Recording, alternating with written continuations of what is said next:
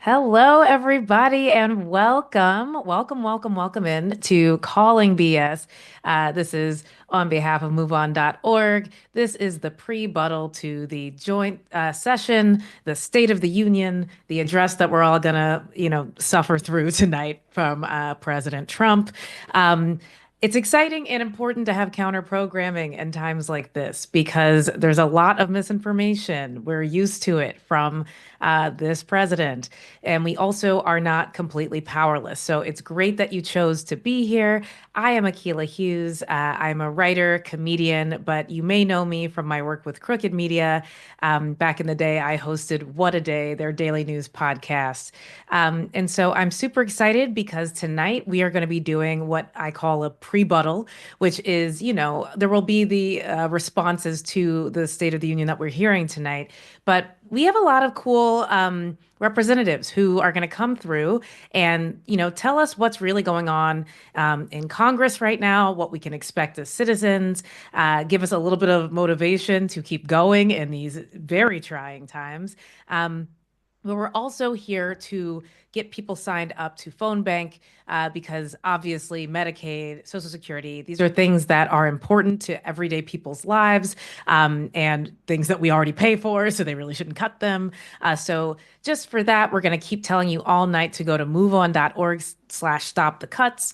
But I'm super excited tonight before we have to listen to Trump. I'm not looking forward to that part of this, but I am looking forward to a lot of our guests. And so we have senators, we have representatives, we have governors and lieutenant governors, people from all across the Democratic Party here to keep us informed, tell us what is going on for them, how they're, engaging with their constituents and how they're, actually representing us. But we're really lucky. It's going to be a good night for us because the country is waking up. And so I feel really, really lucky and privileged to get to host tonight. I don't want to waste too much more time, so I'm going to introduce a couple of people who are here already. We have Senator Chris Murphy from Connecticut. I'm not sure if Ed Markey is here yet, but that's okay. That's a little spoiler alert. We also have the executive director of MoveOn.org, Rana Epting. So if they want to come on screen, hi there. Hello. Good evening. Good evening. Thanks for having us. Yes, thank you for being here. Hi, Rana. How are you? Hello, hello. Happy to be here. Happy to be here, not where everybody else is tonight. Yes, yes. And notably, Senator Murphy, you are not attending. You want to talk a little bit about why you chose to be with I mean, I think the resistance feels a little cringy, but the cool counter programming that is telling people what's what. I don't know. I don't shy away from the resistance. I mean, listen, we have We to are resist. What resisting. other words are you going to use for it? This is the billionaire takeover of government, the destruction of our democracy. To try to enable the billionaire takeover, we have to resist. We have to fight. We have to do whatever is necessary in order to save this country. Akila, Ron, hello. Thanks for including me in this. Yeah, this is not the House chamber. This is not the Senate chamber. I'm not going. I'm not going because. I try to look out for my own spiritual health. Yeah.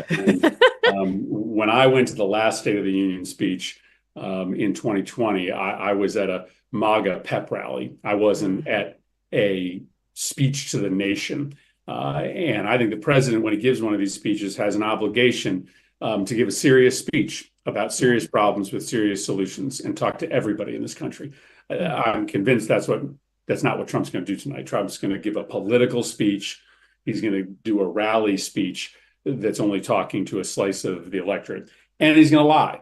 And so I don't need to legitimize his lying by being in the room. I honor everybody's decision to be there or not be there. But my decision is to be with you guys tonight and to talk about the truth. And you've got a lot of great guests who are coming, but he's going to say a few things tonight, and we've got to be clear about how he's transparently and brazenly lying to the American people. He's going to tell you that he's about to pass a big middle class tax cut. He's not. Yeah. He's passing a tax cut for the wealthy that's going to be paid for by gutting services that matter to us. He's going to tell you that he's trying to trim waste and fraud and abuse in government. He's not. They're going after the agencies and the accounts that hurt the billionaires. They're stealing from us. That's what Doge is about. And he's going to tell you he's trying to get peace in Ukraine. He's not.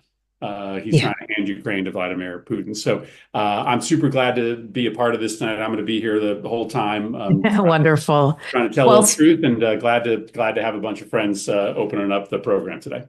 Yes, absolutely. Well, thank you for being here. I'd also like to welcome in. We have Senator Ed Markey, who just disappeared the moment I said that. Well, Rana, thank you for being here. I'm sure we will get him back. He's joining from his cell phone, so he is actually there. I think we can welcome him on. Senator Markey, can you hear us? Yeah, great to be with you. Thank you. Hello, hello. We're working on getting you on the screen. So you're attending tonight, and apologies for that. Sorry that you had to take one for the team. But you're in attendance. We just heard from, Senator Murphy about what we expect, and I don't think, there's anything inconsistent about that. Donald Trump lies on the record constantly. What do you expect to hear tonight, Senator Markey? Well, again, I think we're going to have an all-time record in breaking the prevarication coefficient, be all new levels. And I'm sure he's going to try to stay up there longer than an hour because he's got a historic number of lies he wants to tell. And so I'm going to go not in with him on anything. So I've decided, and I respect Senator Murphy's decision not to go. I've decided to go and to just sit there on my hands for the whole time, just so that the visual isn't that everyone is standing and applauding every one of his lines. I just want to demonstrate that there is a split in the country. It's right down the middle. There's a historic brawl going on in our country over all of these incredibly important issues: Medicare, Medicaid, educational help for poor kids, for kids with disabilities, the EPA, wind, solar, battery storage technologies. So I'm going to go. He'll be lying about everything, and I will be there so that the country can see that there is a big division and that they should be very comfortable where they are in rejecting Donald Trump's hateful vision for our country. Yeah. Well, thank you so much for being here tonight. Rana Epting, the executive director of Move On, thank you for having all of us. This is such important programming. I think, I probably speak for a lot of people on the internet who are worried. We don't feel that we have all of the power in the world. And so it's nice to have you connecting us to representatives who can be our voice where it matters. I think that it's energizing for us, but it's also just a good opportunity to see other people in the chat here live, who are on the right side of history, who do want good for this country, who aren't just invested in these millionaires and billionaires. So Rana, thanks for being here. Oh, thanks for having me. Thank you, Akila. I also wanted to say thank you to Senators Murphy, Markey, also Brooks, Schatz, many other lawmakers who will be joining us tonight. Y'all are showing people what leadership and fighting for the people looks like, regardless of if we're in the minority or the majority. I mean, it is so incredibly important what each of you are doing, and we're honored that you're joining us here this evening. I've said it countless times over the last few weeks. There are more people who agree with us than them. Yeah. Honest to God, there are millions of people reeling over what they are seeing, not just seeing, but what they are directly experiencing in just under 2 months of this administration. I mean, the wrecking ball these guys are taking to the foundation of our society, to programs like Social Security. My parents depend on that. Medicaid, my sister depends on that. Food stamps, education, the weather service, and more. They're like taking a wrecking ball to this. It's cutting across race, class, geography, political ideology, you name it. Like, they're doing it to line their own pockets, as Senator Murphy said, and consolidate their power. And it's just massively unpopular. I'm talking to people all over this country, and people aren't just upset. They're enraged. They're offended. They're afraid. And so, we have the numbers. Now we need to organize, and that's what we're here to do tonight. So I'm excited about it. And, I don't know if you want me to say a little more about our plans for how we're going to get people moving. Yeah, since we have you, let's hear it. Okay, so we all know Trump and Elon have been on a rampage over the last 6 weeks. They've been moving at a speed which we have never seen before, and Trump is, in the words of one of his top political advisors, Steve Bannon, flooding the zone with shit. So much shit that many in our country simply cannot keep up, and that is on purpose. Yeah. Their goal is to break us. It's to make the majority of Americans who oppose his agenda feel helpless, feel hopeless, feel like there's nothing we can do. We just have to sit back and roll over and let this happen. But nope, that's not true. Yes. Tonight, right. It is not true. Tonight, we're here to come together. We're going to fight back. We're going to talk about how we do that. We're also going to poke a little fun at Trump. We're also going to call out his lies. But so while we're going to call out his bullshit tonight, we're also going to ask people on this call tonight to make sure your and everybody's elected officials know where constituents stand. We're already seeing people out there go to town halls, call their members of Congress, make their voices heard.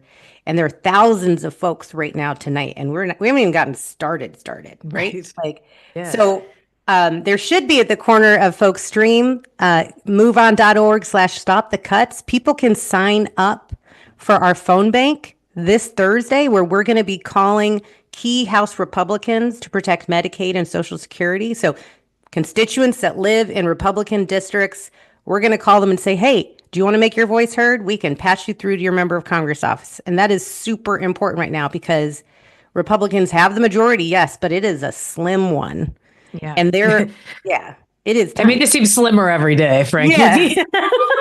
So, and they're proposed. If the election was held today, it'd be a little bit different. That's all. Yeah, and these cuts to Medicaid that they're proposing, we've seen they're deeply unpopular. And they'll have horrifying consequences for their constituents. And so, what we want to do tonight is recruit. Is 300 a low number? I don't know. Is 300 folks to volunteer tonight to phone bank with us later this week? Come on, you can do it. Are folks I'm in? in. It's I got a phone. it's not hard because you call people and they are already mad. They want to Yeah. take action, so we are helping them. Yeah, absolutely. Yeah. Well, I really appreciate you being here and taking the time. This is an exciting night. I think it's the first time we get to see a lot of Democrats pushing back in a way that is directly to Trump instead of to headlines and to sort of madness. And so, in the spirit of that, we also have Governor Matt Meyer from Delaware, and we have the Michigan Lieutenant Governor Garland Gilchrist. Welcome in. Thank you so much for being here. Great. Thank you, Akila. Great I'm, to be here. I'm glad to be here as well. Yes, yes. So, what are you all expecting from the call tonight, or not the call, but the State of the Union, the joint Congress, the joint session, all of that? What are you expecting, and how are you feeling, I guess, in your states? What's the energy where you are? Look, I'm expecting a lot of crazy bullshit, to be honest. Akila, this is an aptly named meeting tonight. I was in the White House 10 days ago, and about 15 feet from Governor Janet Mills, when the president just went, after telling us how he wanted to work in a bipartisan fashion to improve the country, just went right at her, Right. right at her state and right at the people of Maine, good, hardworking Americans. Listen, I'm in my 40th day in office, trying to do what we can for the people. We got to make things work, and Lieutenant Governor Gilchrist knows that as well. We got to make things work, and so Yeah. whatever crazy happens tonight, we got to wake up tomorrow and deliver to Delaware. And to quite honestly, back in November, we're really fed up, right? And Yeah. since this guy was sworn in a few weeks ago, they're even more fed up, right? Yeah. Look what's happening in the stock market. Look what's happening Right. with eggs. Secretary of Agriculture is saying, you want cheap eggs? Go buy a chicken.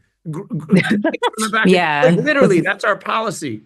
And now they have this national sales tax that they're branding as a tariff, a national 25% sales tax. Right. So I'm praying that I hear something different. But regardless, we're going to roll up our sleeves. And I know Lieutenant Governor Gilchrist is the same up in Michigan. We got to roll up our sleeves and get to work for people and deliver for Americans. That's ultimately what's going to get us out of this thing. Absolutely. Lieutenant Governor Gilchrist, what are you thinking? Well, first of all, I was glad to be here with y'all. There is nobody I would rather experience this night and the foolishness that we are about to hear from Washington than people who are ready to get in and get active, get engaged, and frankly will be inspired by the people that we hear from on this phone call. I got to tell you, in Michigan, it's a dark day because, let me be really honest. I've been thinking about what to call this president, and the word that comes to mind for me is an arsonist. Like, he is setting fire to people's paychecks with these tariffs. He is setting fire to Michigan business balance sheets.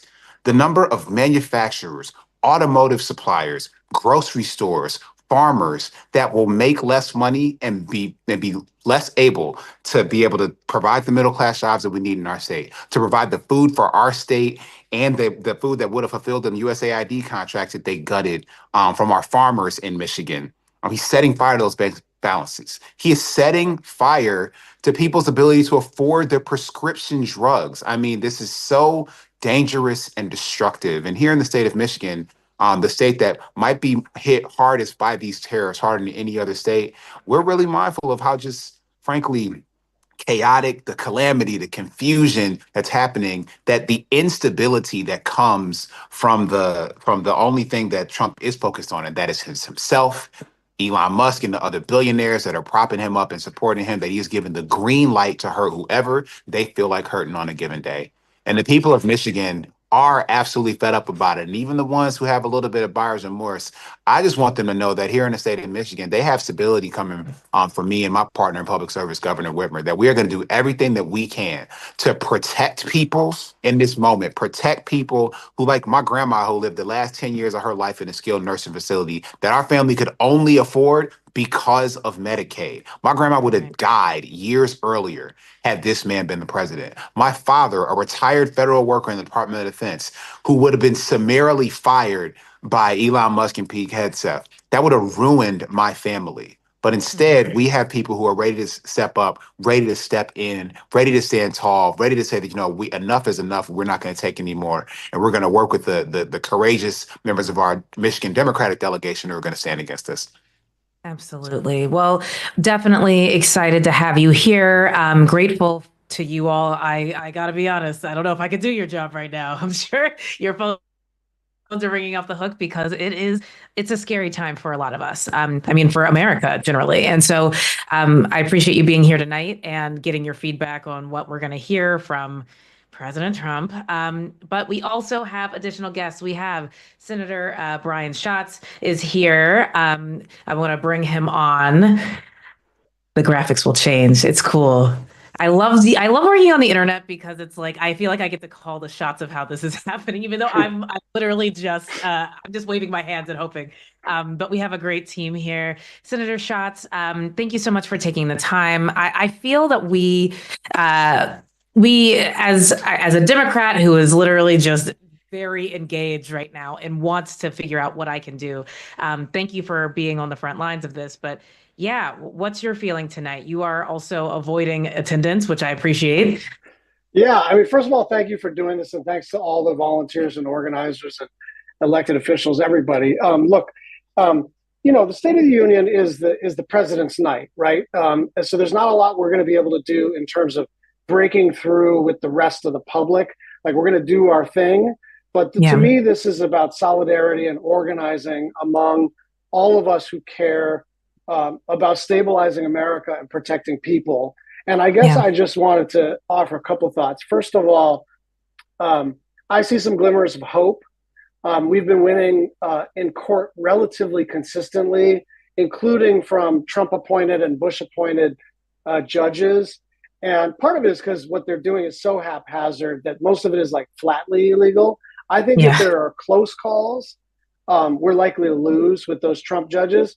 But these guys are not, making it very easy to rule in their favor because it's just, as the lieutenant governor said, it's just arson and flatly illegal. So that's number one. Number two, just about the judicial process is to the extent that people weigh in with their own personal stories, especially regarding public service and federal programs, that is actually not just important to lobby the legislative branch and kind of change the political momentum. But some of this is turning into part of the proceedings in the federal system. So please keep all of that information coming. We have a whistleblower platform on all of our websites, but also we're compiling all this information. It's not just like one of those, with all due respect, one of those online petitions that you're not sure exactly where it goes. This is real. This is being used in the federal court system.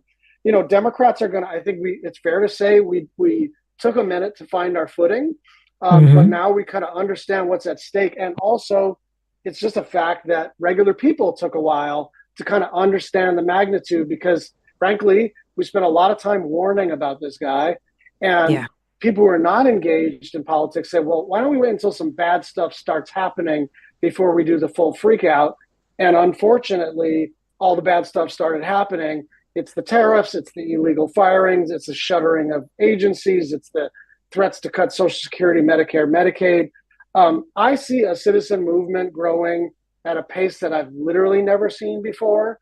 And I don't want to put this all on the grassroots, but I do think there's got to be a feedback loop between the elected officials who are frankly right now outnumbered. And so we'll fight like hell, but we got 47, they got 53. So we got to brace ourselves for bad outcomes, but also understand that every movement that has succeeded in the United States to make progress has been a people-powered movement, and it's been led by young people. So it's the civil rights movement. It's the end of the Vietnam War. It's a lot of what we've accomplished as a country. We always feel like we're at the precipice, and then young people and grassroots people across the country rise up. So what's the most encouraging for me is that, look, I'm left, right? I'm progressive. I come from Hawaii. I have those values. But I also think what's really cool about this movement is it's people who don't normally check all the boxes on the progressive list. It's veterans who work for the VA, it's park rangers. It's regular people who, if you tried to do ideological litmus tests, they might not be with us. But if we're going to get to 50% plus one in the Senate and win the presidency and take back the House, we got to broaden the tent. And I see that happening, organically as well as sort of through and with organizations like Move On. So I just want everybody to understand, it's not that I'm not alarmed. It's not that I'm, chill about this. But I do think that, as you pointed out, Akila, like these people depend on despondency. They want us to feel like we're cooked. And what we have to do is look them in the eye and say, we know that there are way more of us than there are of you. And we know that the only reason you're doing all these executive orders is you couldn't enact any of this, even in a Republican Congress, because it's that unpopular. So we just have to move with, deliberation and determination and a seriousness of purpose, but also knowing that the people are on our side and that the people are welcome to join this movement. So I'm going to fight like hell. I know everybody is getting as mobilized as possible. And again, I'm not looking forward to this speech. I'm not saying things are going well. I am saying that this thing is growing and we're going to be successful.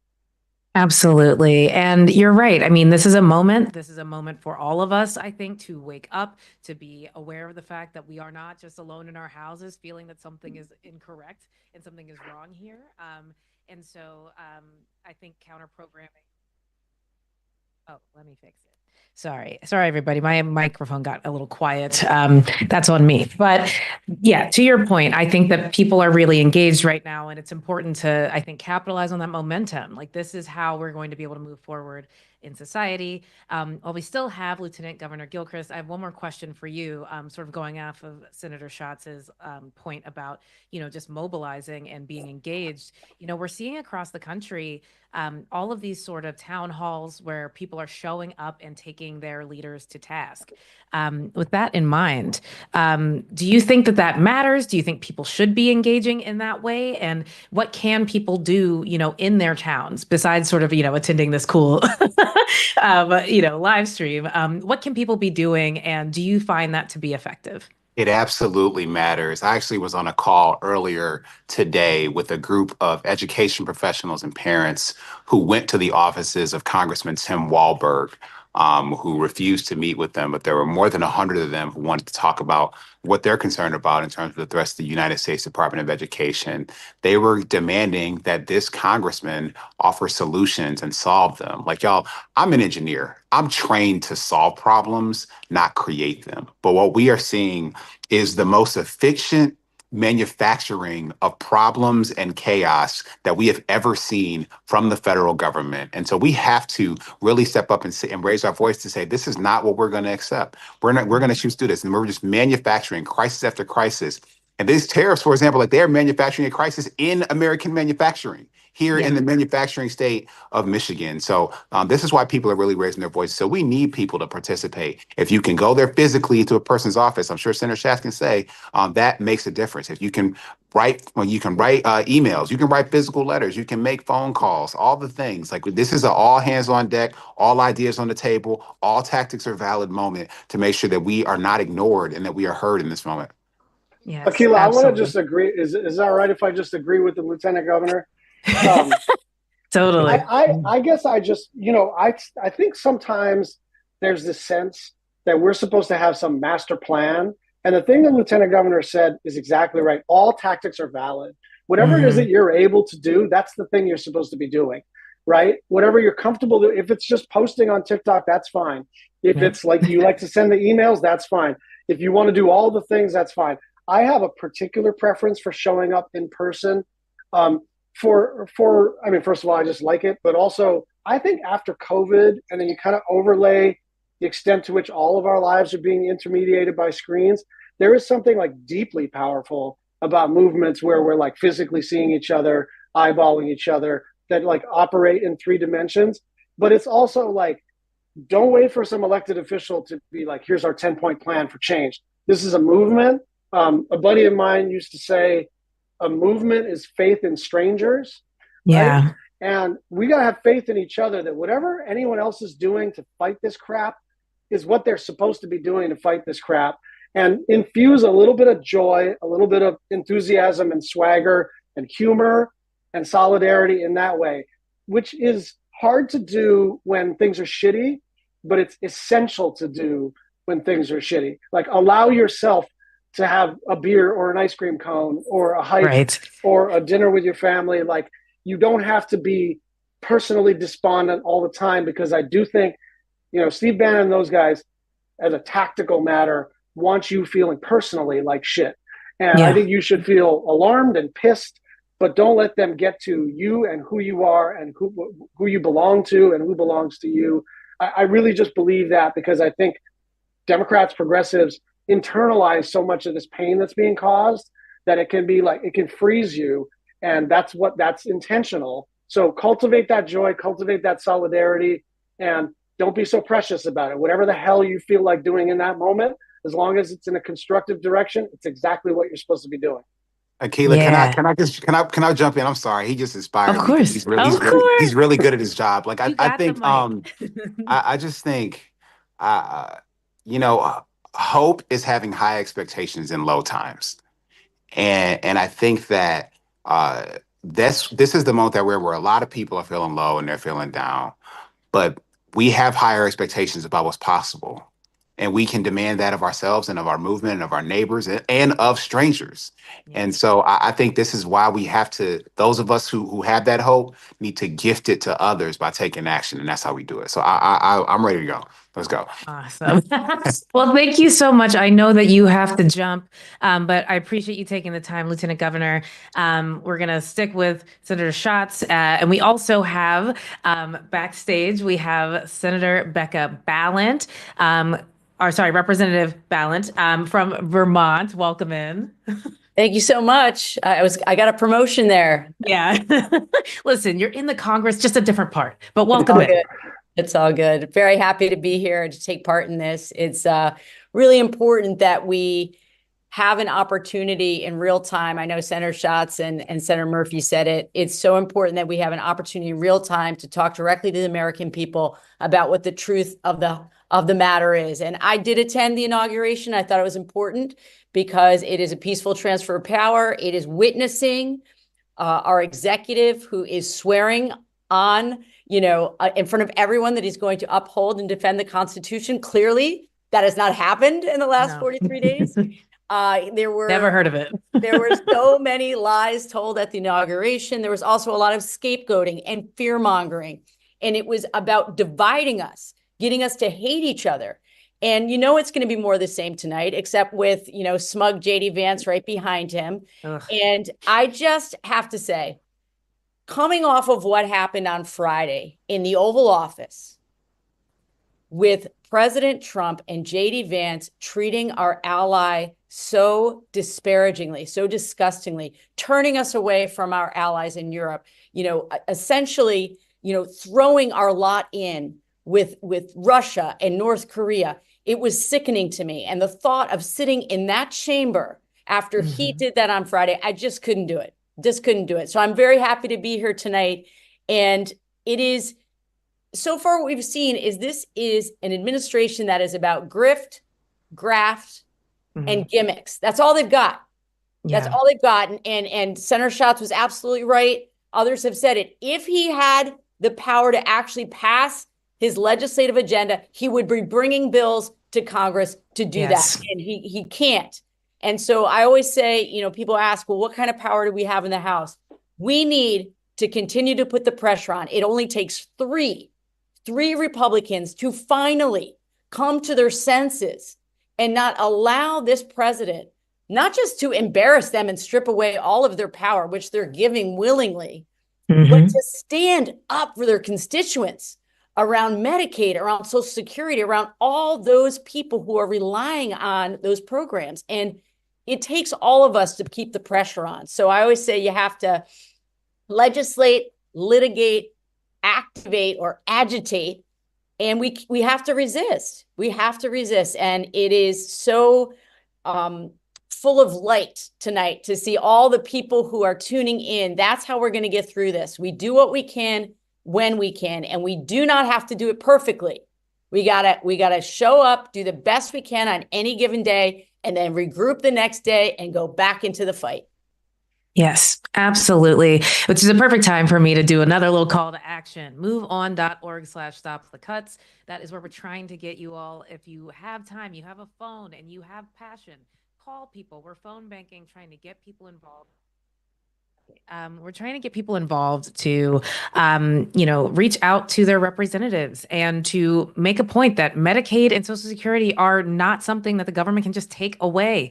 But to your point, Representative Ballant, last week there was that vote on the budget for everything. And so we're all concerned about if the government is going to shut down on the 14th. But I guess to your point, and my home state is Kentucky, so the representative there, Thomas Massie, got a lot of pushback, and it's part of the reason why he was the lone Republican to vote against that bill. So it's important to call your representatives, even when you're in a red state, especially when you're in a red state.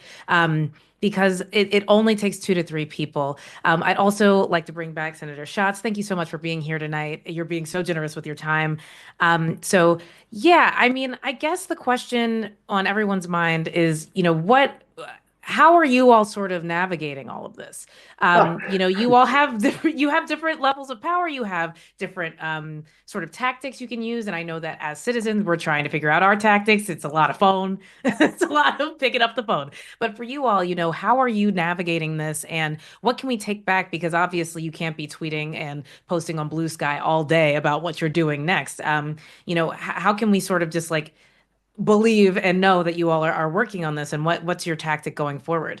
Yeah, I think look, one of the things I decided over the last couple of months is like, I think the disconnect between the grassroots and electeds is real, but part of it is that we're not totally direct about what's possible and what's not.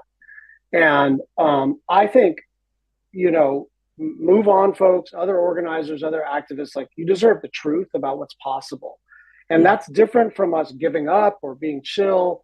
But like when something can't be stopped, it's not my job to tell you we're on the cusp, right? We have to brace ourselves for some bad outcomes. And part of my job, I think, because I've earned some credibility, I think, among fellow organizers and activists, is like, I'm just not going to bullshit you about what we can and we can't do. But let me just I'll summarize real quick. The legal strategy is very much in play and very much working so far. Knock on wood. I'm not suggesting that things couldn't get very scary or terrible very quickly, but the legal strategy is working according to plan. Democratic Attorneys General Association and working with Senate Democrats and others. The political strategy in terms of organizing is, I see a grassroots movement, a people-powered movement rising up. And I think our job is to just communicate well with it, but not lead it. It's the old, LBJ having Martin Luther King Jr. in his office. It says, right. and the president says to MLK Jr., I know what I have to do now. Go out there and make me do it. So it is about you and grassroots people making us do it. We do have some power in the Congress, and we intend to exercise that. I can't, like you say, necessarily post all of our strategic and tactical thoughts. That would be pretty dumb. So you got to trust that we're obviously as alarmed as you are, more alarmed than you are, and fighting like hell at every opportunity. And then I think, frankly, we need occasionally 4 Republicans in the Senate, 3 Republicans in the House to stop them. And I don't think that that's a foregone conclusion that that no Republicans will ever stand up to Donald Trump. I think they will be slow. I think they will be disappointing. But I don't think that we need to give up on that line of effort. And then there's the kind of win by losing, which is to say, when the original Trump tax cuts went through, we knew we were going to lose the battle. But we made the first major tax cut federally in decades and decades that they passed, turned out to be so unpopular that they didn't even make ads about it in the midterms. And so we're going to fight like hell about all these issues. And I'm not sure if we're going to win. But if we don't win, we're going to use it to take back the House in a year and a half. Absolutely. Well, thank you so, so much for taking the time to be here. We appreciate you. We'll be following your remarks. Obviously, we're all going to just be reeling tonight. There's a lot of expectation, and it is not necessarily positive expectation for the president. So thank you again, Senator Schatz. While I still have you, Representative Ballant, I want to talk a little bit about what your message would be to Republican lawmakers right now, because I think that they are listening. Their constituents are showing up and yelling at them in their face. And I don't think that they're used to that sort of pushback, especially under this president. Yeah. Yeah. So what would you say Well, to it's them? something I said on the floor of the House the other day. I was speaking directly about what had happened with Ukraine, and I said, "Aren't you embarrassed by what you become? Mm, Did you ever imagine that you would be standing with dictators, that you would be standing with Putin and against our allies? Aren't you embarrassed that you are not showing up for the people who sent you here to do work on your behalf? They deserve so much better. yeah. Those constituents deserve so much better than what they're getting." And, what is so difficult in this moment is seeing people who either can't find their courage or are so consumed by the lies that they have told for years on behalf of this man that they don't know how to get out of the trap that they're in. Or they're so craven for power that they're willing to do anything and say anything so they don't run afoul of President Trump and the amount of bootlicking he requires from them. Yeah. And it doesn't have to be this way. And something that I have said to them individually, you have to jump together.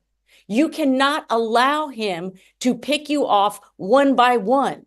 You have to find your courage, because they'll all tell you privately they can't stand the guy. They don't respect the guy. But when push comes to shove, and that's the reason why I couldn't go tonight. Push comes to shove, what I saw at the inauguration is all those people who I know are talking trash about him, are standing up, fawning over his stupid ass comments about the Gulf of America. Right. It's painful to watch. So it's only going to take us, turning 3 of these people back towards their courage to change this. But until that happens, we have to be the light. We have to put the pressure on. And, we get our courage from everybody who's out there right now. Don't give up on this 250-year-old project of democracy. Don't give up on it, but it only works when we are engaged. Absolutely. Absolutely. Great points. And I will say that, again, I am just a private citizen, but I have watched as all of these people have sort of just, given up their power to Donald Trump, to Elon Musk.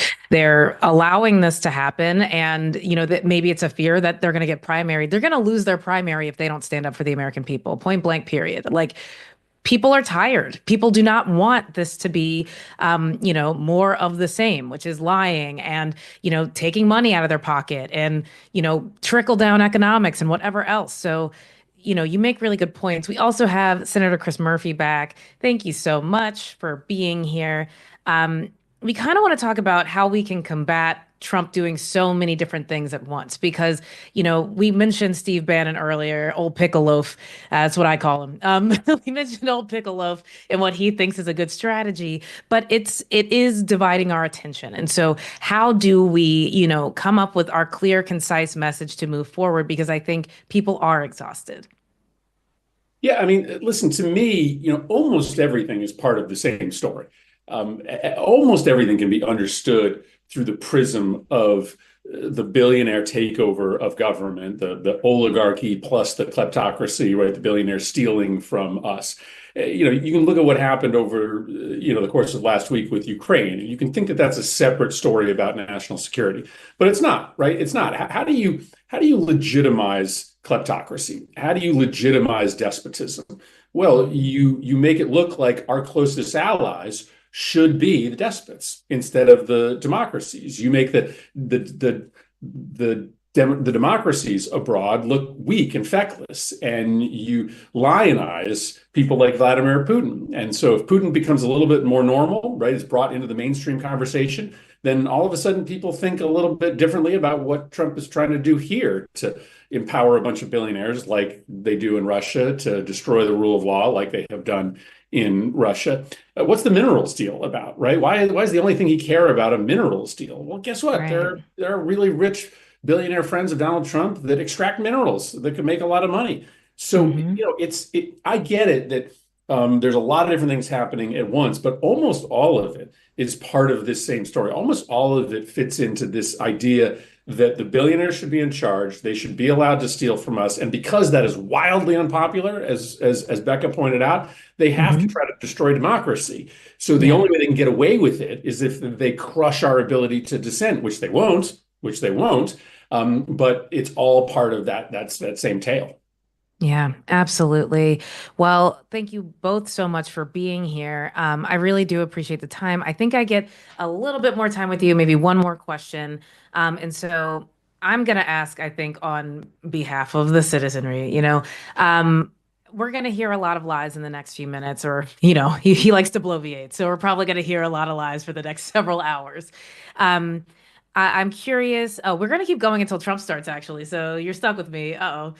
But in any case, I guess I'm curious how in your own personal lives you all are keeping your head above water with this, because I keep coming back to the fact that it's a lot of things at once, right? Like the Medicaid of it all, the Head Start of it all, the international implications, right? Our closest allies hate us now. Everything is expensive. Everything is expensive. And so I'm sure you're hearing from your own constituents. What are their biggest concerns? And I guess if you have a message to them in the meantime, because this fight is going to take a minute, what would you say? I guess I'll start with you. Sorry, Representative Ballin. Thank you for being here. Oh, I really appreciate this question because I think every Democratic member of Congress and we're all hearing the same things, which is that our constituents are feeling overwhelmed. They're feeling anxious, very concerned, both financially and also really worried about the democracy itself. And will the democracy survive? I mean, I get asked that a lot. And, before this second Trump presidency, we were already in the midst of a national crisis of loneliness and disconnection. And I think the ground was ready for this kind of, anger and fury coming from the MAGA movement, because people were already feeling so disconnected from each other. So the antidote right now is to do everything we can to reconnect with our neighbors, to reconnect with those organizations in our towns and our states that are doing good work on behalf of our fellow Americans. But it's to not turn away.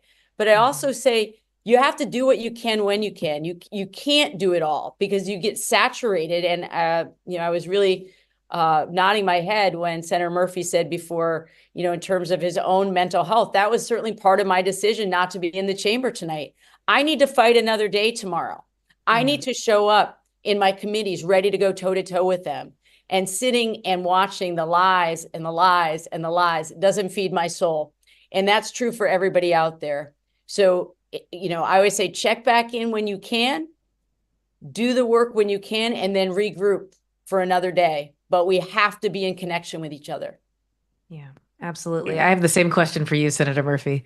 Yeah, no, listen, I agree with Becca, and I'm so glad to hear her talking about that crisis of loneliness that exists in this country. That is certainly a predicate for this moment. There is real camaraderie that comes in joint political action. If you haven't done it before, or you've only done a little bit of it, you will find great friends, lifelong companions. You will feel better by joining together with others in this moment. I think everybody has to decide differently, how to moderate their activism to take care of themselves. I don't doom scroll, right? Like I just stop myself from, looking at endless bad news every day. I can check it for about 2-3 minutes and understand what the storyline is going to be and what I have to fight for. But I make sure to spend 90% of my time engaged in positive action. And there are a lot of people out there who almost get paralyzed by spending 70, 80% of their time just intaking crap. That makes it harder for you to get up off the mat. So limit yourself if you can in terms of, how much bad news you take, and try to surround yourself, which is easy these days, by joining Move On, by joining other groups that put people together. It's pretty easy these days to find other folks who are positive, who are patriots, who, want to be part of saving this movement. And then that will have the impact of lifting you up. I feel just gifted every single day. Like, I don't wake up anxious or mad. I wake up feeling like, holy smokes, like I have the ability to actually work with people like Becca and other senators to save the country. And I just should feel really lucky that I'm in the Senate. And I think everybody who is healthy enough and in a position in their life where they can give a couple hours a week should feel lucky that they're in a position to be able to do that. Not everybody is. Yeah. Well, that is for sure. I just want to shout out, we've gotten to our phone banking goal. We have 300 people committed. Can we get to 500? Come on, you have a phone. Call a few people. Tell them that we want to have Medicaid. Medicaid is a good thing. It's literally powering communities. It is keeping the country afloat. People need healthcare. So, just for our viewers, please, please, please commit to doing so. I'm doing it. All the cool kids are doing it. But thank you again, Senator Murphy and Representative Ballant. I guess another question that I have, I guess to that same end, and I hate to be a little doom and gloom while we're waiting for this to start, but how bad is this going to get? Like, how much more should we expect? Like, the stock market crashed fully. You know what I mean? Like, we're in a time where people don't know what to expect. And so I hate to put this pressure on you, because I'm sure you're asking the same question. What's it really gonna take? But yeah, like, I guess, when's the moment we should be ready to like jump? When should we be in the streets? What's we want the energy, and we want to know. We want to be I guess people want to be ready. Well, it got dark the first time. We literally plunged into a pandemic in part because of this mismanagement of the Trump administration that ended up with our economy, our schools, our lives being shut down, and millions of people dying. I don't know that it has to get that bad again, but yeah, it's going to get dark again. The economy, if these tariffs hit and Medicaid gets gutted and these layoffs continue, is going to be in really rough shape. Vulnerable populations in this country are going to continue to be scapegoated, and we're going to have to do our work in each one of our communities to lift them up out of the shadows. But it still is up to us. It still is up to us. Remember, what he's trying to do is to convince you that you should stay home, right? That you shouldn't come out, that it's going to get so dark and it's so miserable and it's so hopeless that it's not even worth it. And like, that's not true. That's the biggest lie. Like, of all the lies he tells, the biggest one is kind of the unstated lie that the moment is too big for the people to have anything to say or anything to do about it. And the genius of America is that until the thing is over, the people are still in charge, and we still have the ability to show up to their town halls, to show up to their offices, to engage in traditional political action, which I hate to tell you is still the most effective tactic, volume and presence, to save this thing. So yeah, it's gonna get rough, but it got pretty rough last time, and the only way that it stays rough and it stays dark is if we let him believe that we're powerless. We are not. Yeah, I agree. absolutely. I completely agree. And we have to work the muscles of dissent and protest. And so somebody at one of my own town halls that I gave in Vermont asked me, well, what are we going to do if Trump doesn't just test the boundaries of what is legal, but what if he openly defies the Supreme Court or federal court? What will we do? And I said, we will take to the streets. Yeah. We will take to the streets. And he said, well, I thought you'd have a different answer. I was like, no, there's no other answer. We are the democracy. We are the ones that make this happen. And so at some point, I think people are going to understand that it isn't just, the bad things aren't just happening to some other distant people. The bad things are happening to people in their own communities, in their own families, to that organization that they relied on, to that higher education institute in their community that was helping with all kinds of research. But it oftentimes, this is our sort of our fatal flaw as humans, that until we see it up close, we don't understand the gravity. And so I think that's why it's so important for us to be on this call to say, yeah, things are really serious right now, but they're not hopeless.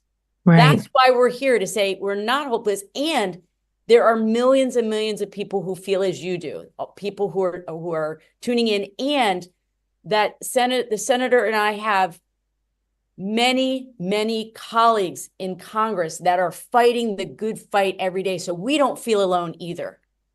I just want to foot stomp something that Becca said, right? This idea of political action being a muscle, because there's like a little bit of a debate that's playing out right now. It's like, should you hold back, right? Kind of collect and reserve political power and then like pounce when the moment's right. There's this James Carville piece where he says Democrats should kind of do nothing and let them fail.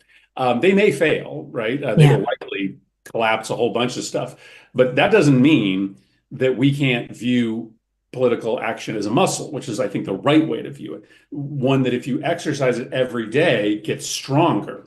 Hey, you don't, if you want to make your body strong, you don't just sit limp and then one day and go out and try to pick up a big rock, right? You work out every day, right? You pick up that rock, a little bit bigger rock every day. That's what political action is. And again, not everybody needs to act every single day, but as a movement, we need to demand that we are engaging in some kind of action. And certainly those in leadership have to be acting and speaking truth to power every day, but it really is a muscle. It gets stronger the more that you use it. Yeah.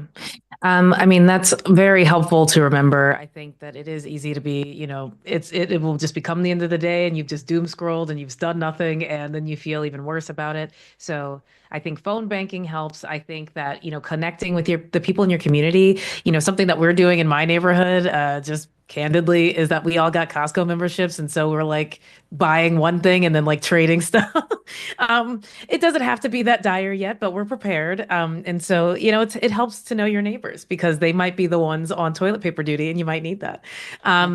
Well, we still have a few more minutes with you all. I wanted to get your take on something that Trump asserted today on his social network, which was that he's pushing back against protests that he deems illegal on college campuses, saying that people will be deported, they'll be immediately expelled. And I think that when it comes to talking about being in the street, there is this fear, right, that, if he has all of these people on his side, then we may have a police force that it can be lethal to protesters, that we can have, people and a government that says that's okay. And so how do you just tell people to quiet those anxieties when you have someone who is just shooting from the hip all day saying, this is now the law of the land, I'm the king? Yeah, I mean, listen, this is the game that they are playing. They are trying to make people feel as if there is some danger to acting, in protest of the government. And it's not just what he said today. It's the, endorsement of political violence. It's the stuff that's happening with the U.S. attorney in D.C. who's sort of threatening members of the House and anybody who's criticizing Elon Musk. But what do you do to a bully, right? What do you tell your kid to do to a bully who's making all sorts of threats? You stand up to him, right? And those bullies generally back down, fall down, start crying when you actually stand up to them. So what do we do to this bully who's sort of telling us that we can't engage in peaceful protest? Bullshit. We protest. And, I'm not saying somewhere around the country that might not get a little hairy if some MAGA sheriff, decides to do something silly, but you are going to still be able to protest your government when you show up. You are going to be protected. They want to make you think that you won't be, so you sit home, but you are going to be protected. And you just can't let them spin this narrative that somehow the rules are different. Yeah, absolutely. Well, I want to go ahead and thank you both for being here. This has been really helpful to me. I know that we have 12,000 live viewers right now. Obviously, there will be more as the night goes on. There were more earlier as well. But I appreciate you all taking the time because I think that it can feel really isolating and like we don't know what's happening. And, I'm leaving voicemails and are they being heard, And so I do take a lot of hope from you all being there representing us. It's important, the work that you do. Please keep fighting for us. I know you will, but I'm going to say it. Donald Trump is now entering the chamber. Melania looks like she's being held hostage as It looks always. miserable. Yeah, Miserable. yeah. I mean, everybody looks miserable. But I do think that this is tough. I guess we want to ask one more question about showing up. And we talked a little bit about this earlier, Senator Murphy, but I don't think I got your take on it, Representative Ballant. So people are showing up to these town halls and they are griefing these Republicans. From the moment they take the stand and they start talking about how great Doge is, it's loud boos. Sure. Do you think that that's effective? Obviously, these aren't paid protesters. A lot of them are Republicans who are shook about their benefits being taken away from them, things that they've paid into their entire lives. And so, what do you make of those sorts of displays? And do you think that, do you think the Republicans are going to stop having these sorts of opportunities for us to come to them? Well, look, you had the Speaker of the House instructing the Republican conference to stop doing town halls. Yeah. To stop being accountable for your constituents. It's shocking. And then he said, oh, they're paid protesters, they're all Democrats. No, look, they were shocked. You could see the looks on the faces of those Republican representatives. They couldn't believe that they wouldn't be hailed as heroes because they're all in their own sick bubble right now. Mm-hmm. And so it does matter to show up. Absolutely. And I think it is so revealing of the level of contempt that the Speaker of the House and Elon Musk and the president has for the needs of regular Americans who are just trying to make ends meet. It is just so brazen for him to say, you don't actually need to be accountable to your constituents. Don't hold any meetings. So, of course, you got to show up at their offices. You got to flood their offices with calls. You have to demand that they make themselves accessible. And as Chris said earlier, it is a tremendous honor for us to have these jobs.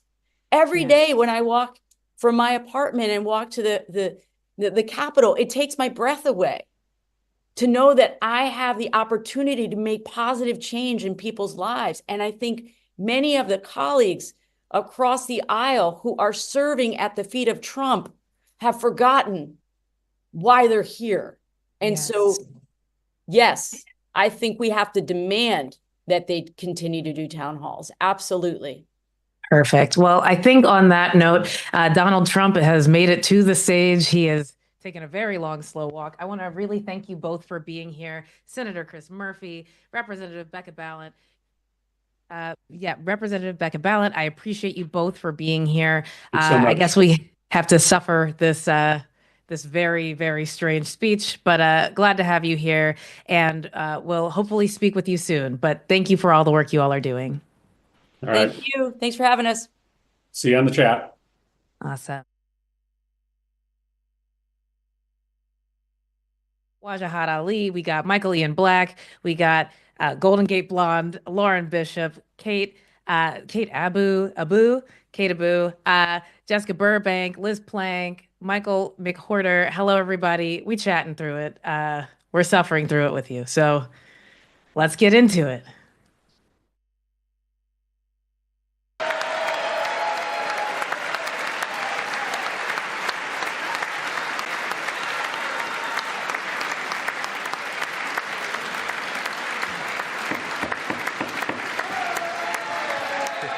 Thank you very much.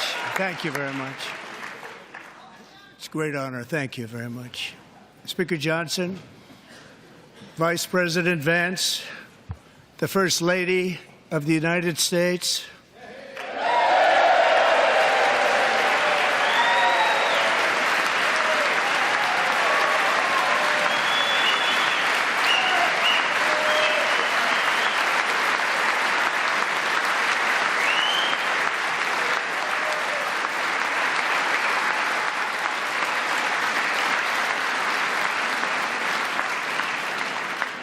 members of the United States Congress, thank you very much. And to my fellow citizens, America is back.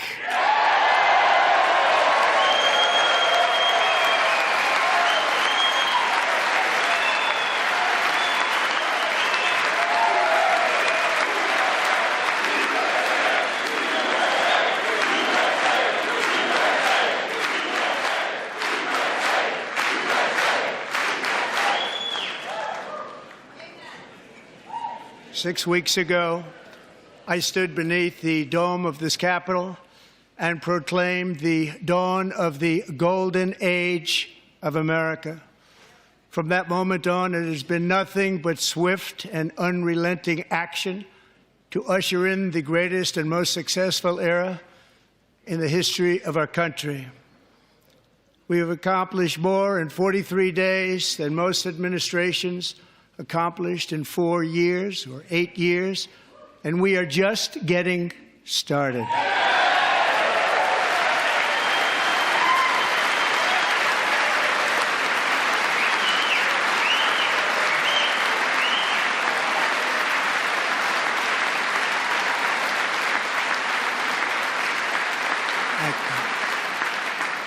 I return to this chamber tonight to report that America's momentum is back, our spirit is back, our pride is back, our confidence is back, and the American dream is surging bigger and better than ever before.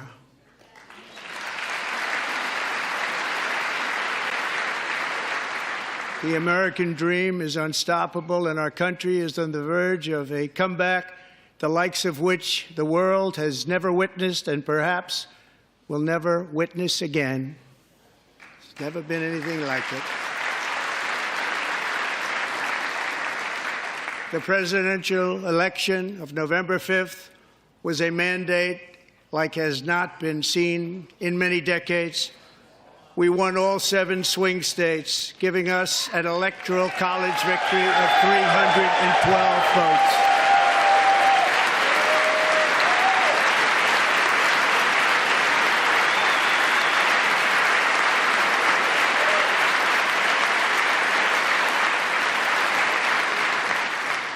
We won the popular vote by big numbers and won counties in our country.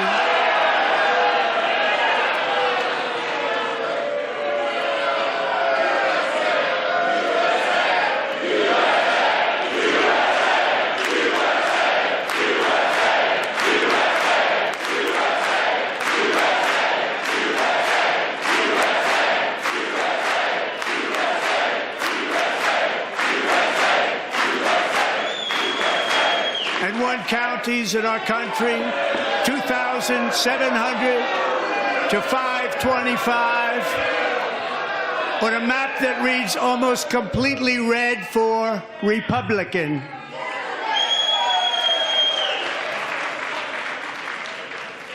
Now, for the first time in modern history, more Americans believe that our country is headed in the right direction than the wrong direction. In fact, it's an astonishing record, 27-point swing, the most ever.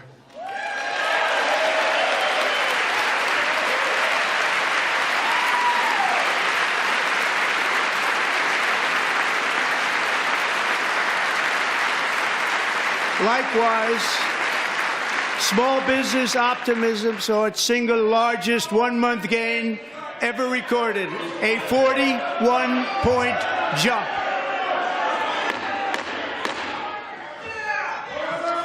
Members are directed to uphold and maintain decorum in the House and to cease any further disruptions. That's your warning.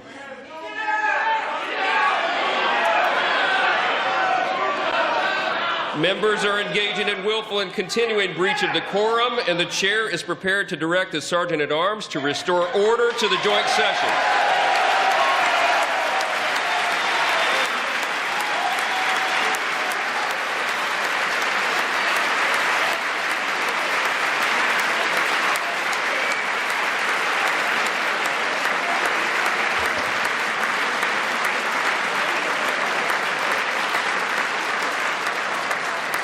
Mr. Green, take your seat.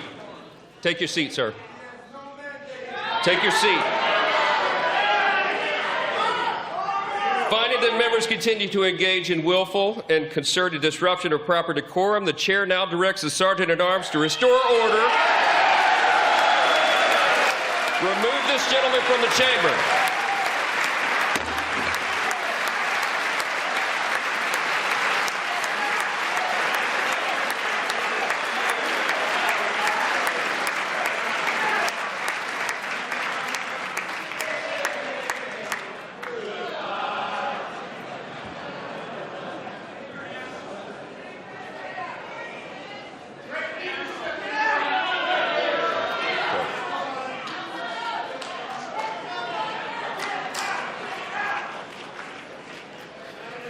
Members are directed to uphold and maintain decorum in the House. Mr. President, you continue. Thank you. Over the past 6 weeks, I have signed nearly 100 executive orders and taken more than 400 executive actions, a record to restore common sense, safety, optimism, and wealth all across our wonderful land. The people elected me to do the job, and I'm doing it.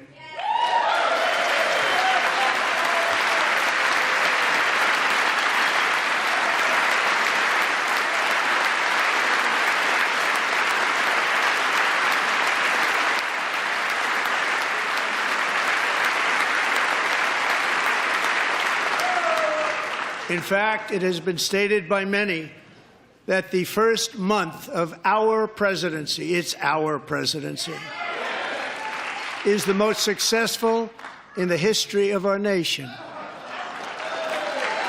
By many.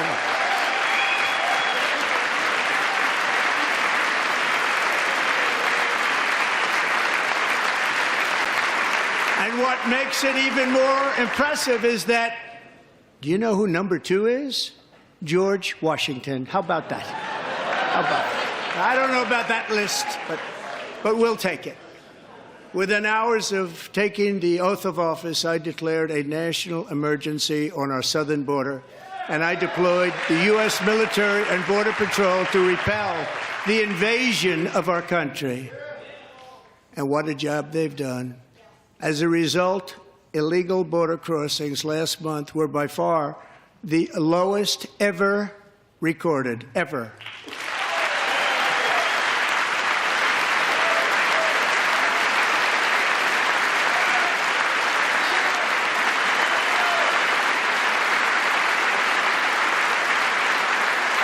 They heard my words and they chose not to come. Much easier that way. In comparison, under Joe Biden, the worst president in American history, there were hundreds of thousands of illegal crossings a month, and virtually all of them, including murderers, drug dealers, gang members, and people from mental institutions and insane asylums, were released into our country. Who would want to do that? This is my 5th such speech to Congress. And once again, I look at the Democrats in front of me, and I realize there is absolutely nothing I can say to make them happy or to make them stand or smile or applaud. Nothing I can do. I could find a cure to the most devastating disease, a disease that would wipe out entire nations, or announce the answers to the greatest economy in history, or the stoppage of crime to the lowest levels ever recorded. And these people sitting right here will not clap, will not stand, and certainly will not cheer for these astronomical achievements. They won't do it, no matter what. Five times I've been up here. It's very sad, and it just shouldn't be this way.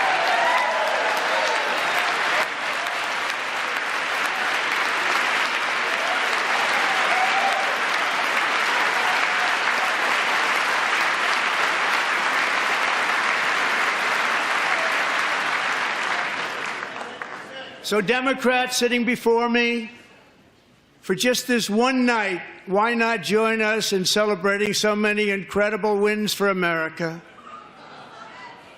For the good of our nation, let's work together and let's truly make America great again.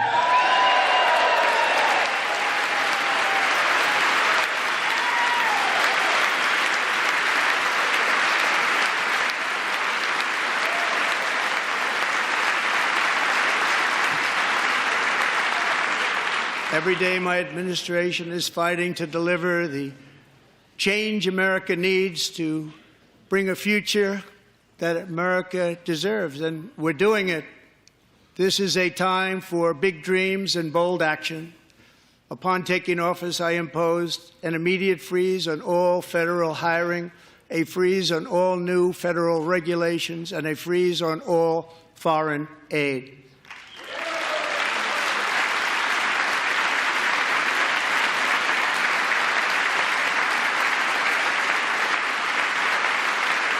I terminated the ridiculous Green New Scam.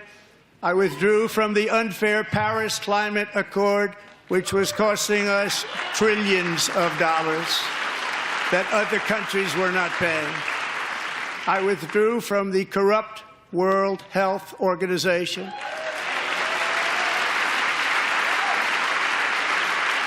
And I also withdrew from the anti-American UN Human Rights Council.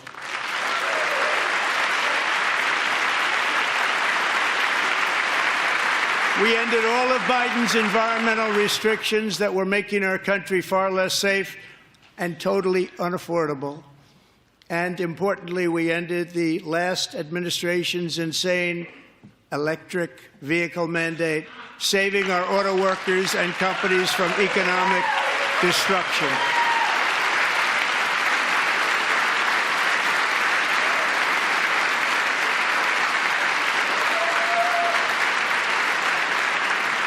To unshackle our economy, I have directed that for every one new regulation, 10 old regulations must be eliminated, just like I did in my very successful first term.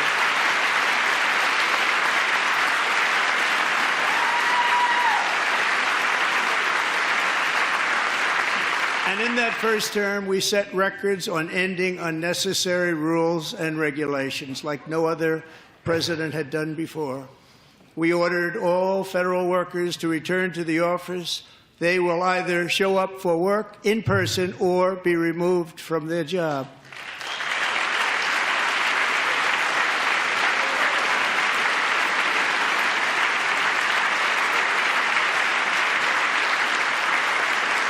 And we've ended weaponized government where, as an example, a sitting president is allowed to viciously prosecute his political opponent, like me.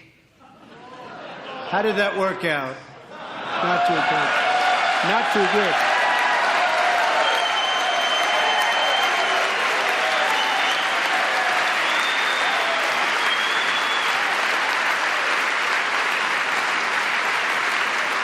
And I have stopped all government censorship and brought back free speech in America. It's back.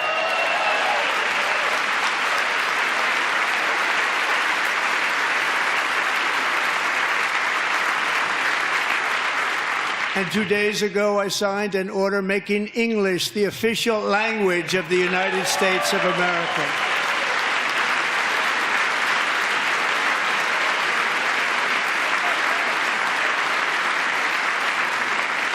I renamed the Gulf of Mexico the Gulf of America.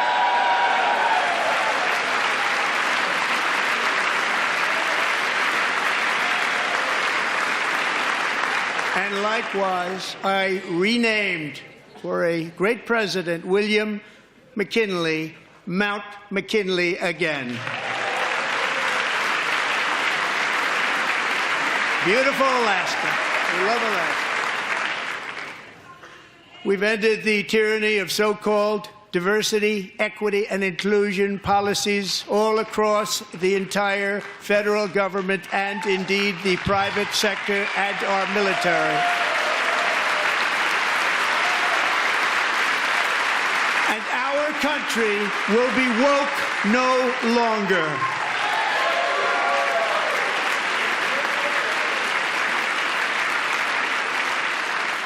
We believe that whether you are a doctor, an accountant, a lawyer, or an air traffic controller, you should be hired and promoted based on skill and competence, not race or gender. Very important.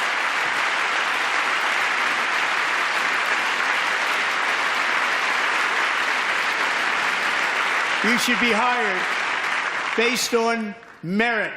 And the Supreme Court, in a brave and very powerful decision, has allowed us to do so. Thank you. Thank you very much. Thank you. We have removed the poison of critical race theory from our public schools, and I signed an order making it the official policy of the United States government that there are only two genders, male and female.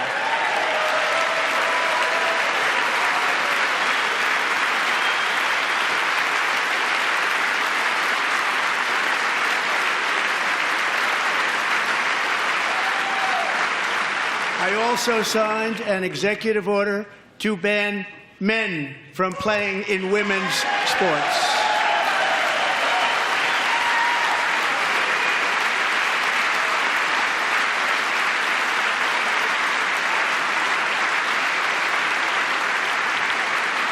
Three years ago, Peyton McNabb was an all-star high school athlete, one of the best, preparing for a future in college sports. But when her girls' volleyball match was invaded by a male, he smashed the ball so hard in Peyton's face, causing traumatic brain injury, partially paralyzing her right side and ending her athletic career. It was a shot like she's never seen before. She's never seen anything like it. Peyton is here tonight in the gallery, and Peyton, from now on, schools will kick the men off the girls' team, or they will lose all federal funding.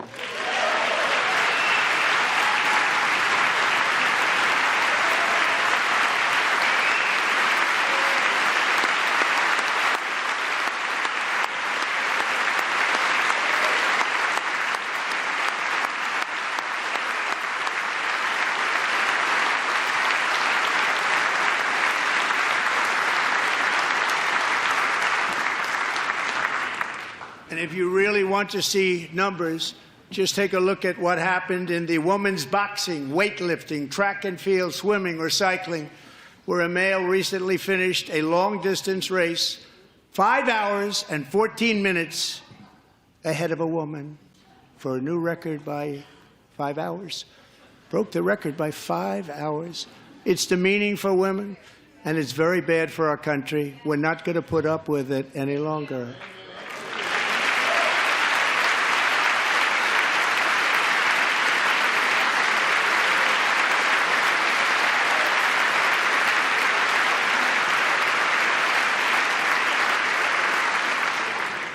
What I have just described is only a small fraction of the common sense revolution that is now, because of us, sweeping the entire world. Common sense has become a common theme, and we will never go back. Never. Never going to let that happen. Among my very highest priorities is to rescue our economy and get dramatic and immediate relief to working families. As you know, we inherited from the last administration an economic catastrophe and an inflation nightmare. Their policies drove up energy prices, pushed up grocery costs, and drove the necessities of life out of reach for millions and millions of Americans. They've never had anything like it. We suffered the worst inflation in 48 years, but perhaps even in the history of our country. They're not sure. As president, I'm fighting every day to reverse this damage and make America affordable again.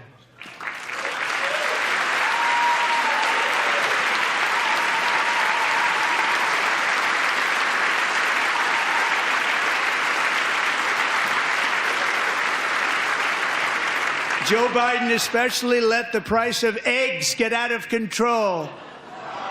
The egg price is out of control, and we're working hard to get it back down. Secretary, do a good job on that. You inherited a total mess from the previous administration. Do a good job.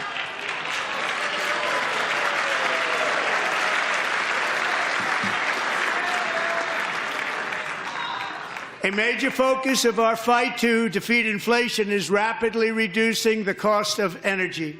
The previous administration cut the number of new oil and gas leases by 95%, slowed pipeline construction to a halt, and closed more than 100 power plants. We are opening up many of those power plants right now.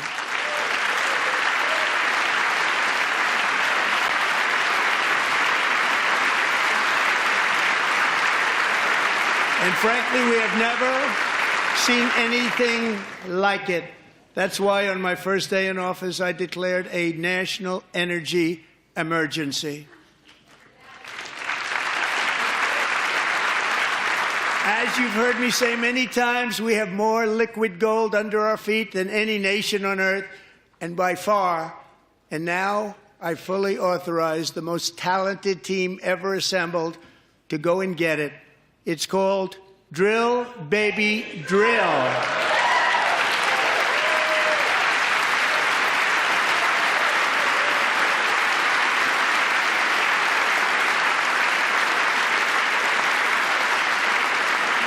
My administration is also working on a gigantic natural gas pipeline in Alaska, among the largest in the world, where Japan, South Korea, and other nations want to be our partner with investments of trillions of dollars each. There's never been anything like that one.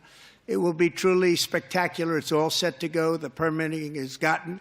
And later this week, I will also take historic action to dramatically expand production of critical minerals and rare earths here in the USA.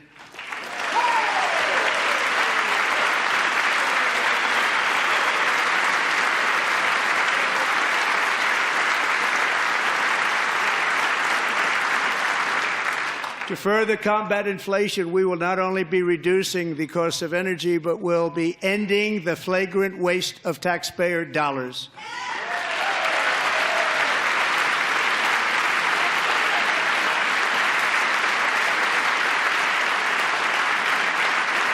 And to that end, I have created the brand new Department of Government Efficiency, DOGE. Perhaps you've heard of it. Perhaps.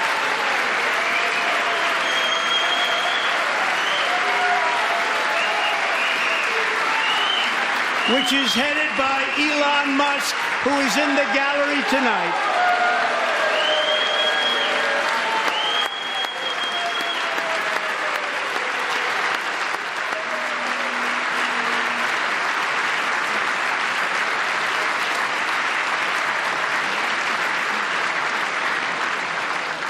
Thank you, Elon. He's working very hard. He didn't need this. He didn't need this. Thank you very much. We appreciate it. Everybody here, even this side, appreciates it, I believe. They just don't want to admit that. Just listen to some of the appalling waste we have already identified. $22 billion from HHS to provide free housing and cars for illegal aliens. $45 million for diversity, equity, and inclusion scholarships in Burma. $40 million to improve the social and economic inclusion of sedentary migrants. Nobody knows what that is. $8 million to promote LGBTQI+ in the African nation of Lesotho, which nobody has ever heard of. $60 million for indigenous peoples and Afro-Colombian empowerment in Central America. $60 million. $8 million for making mice transgender. This is real. $32 million for a left-wing propaganda operation in Moldova. $10 million for male circumcision in Mozambique. $20 million for the Arab Sesame Street in the Middle East. It's a program. $20 million for a program. $1.9 billion to recently created Decarbonization of Homes Committee, headed up, and we know she's involved. Just at the last moment, the money was passed over by a woman named Stacey Abrams. Have you ever heard of her? A $3.5 million consulting contract for lavish fish monitoring. $1.5 million for voter confidence in Liberia. $14 million for social cohesion in Mali. $59 million for illegal alien hotel rooms in New York City. He's a real estate developer. He's done very well. $250,000 to increase vegan local climate action innovation in Zambia. $42 million for social and behavior change in Uganda. $14 million for improving public procurement in Serbia. $47 million for improving learning outcomes in Asia. Asia's doing very well with learning. We know what we're doing. We should use it ourselves. And $101 million for DEI contracts at the Department of Education, the most ever paid, nothing even like it. Under the Trump administration, all of these scams, and they're far worse, but I didn't think it was appropriate to talk about them. They're so bad. Many more have been found out and exposed and swiftly terminated by a group of very intelligent, mostly young people, headed up by Elon, and we appreciate it. We found hundreds of billions of dollars of fraud.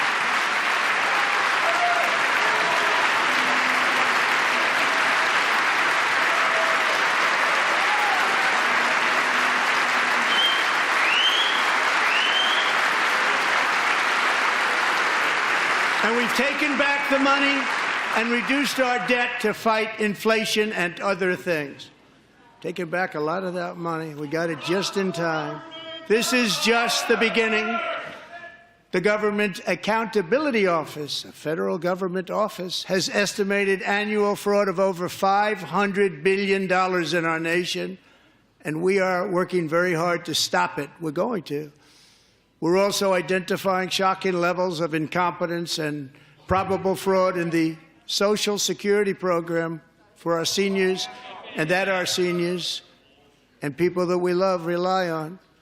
Believe it or not, government databases list 4.7 million Social Security members from people aged 100 to 109 years old.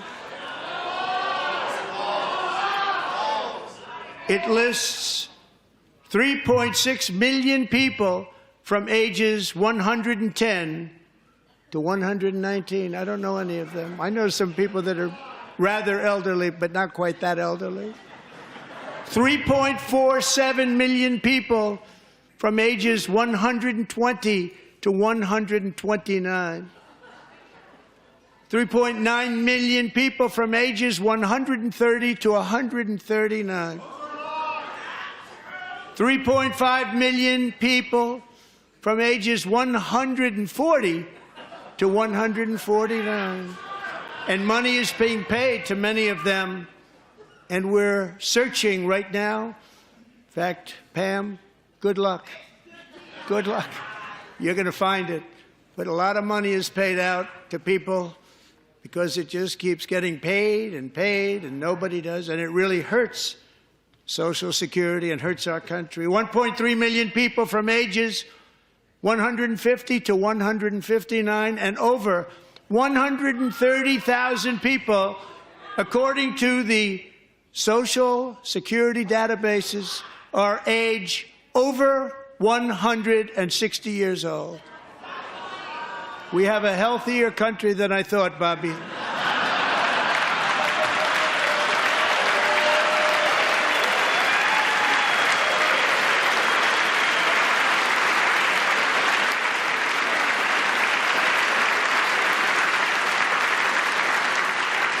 Including, to finish, 1,039 people between the ages of 220 and 229, one person between the age of 240 and 249, and one person is listed at 360 years of age.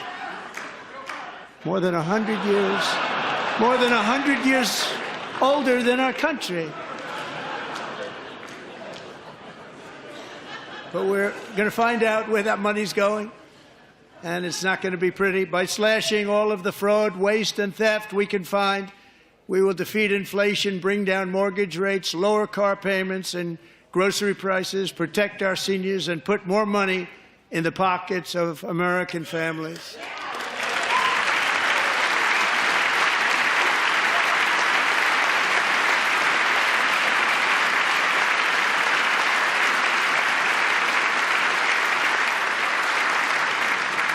And today, interest rates took a beautiful drop, big, beautiful drop. It's about time. And in the near future, I want to do what has not been done in 24 years, balance the federal budget. We're going to balance it.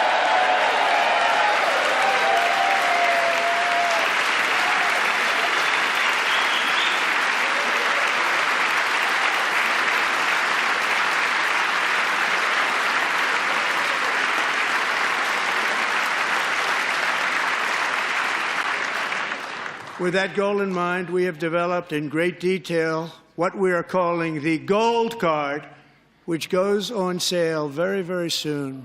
For $5 million, we will allow the most successful job-creating people from all over the world to buy a path to U.S. citizenship. It's like the green card, but better and more sophisticated. And these people will have to pay tax in our country. They won't have to pay tax from where they came. The money that they've made, you wouldn't want to do that, but they have to pay tax, create jobs. They'll also be taking people out of colleges and paying for them so that we can keep them in our country instead of having them being forced out.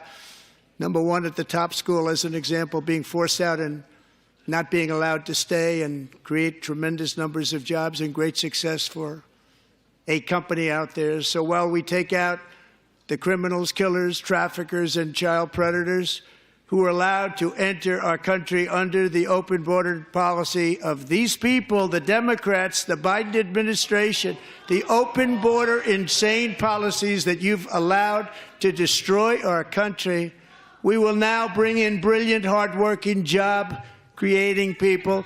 They're going to pay a lot of money, and we're going to reduce our debt with that money.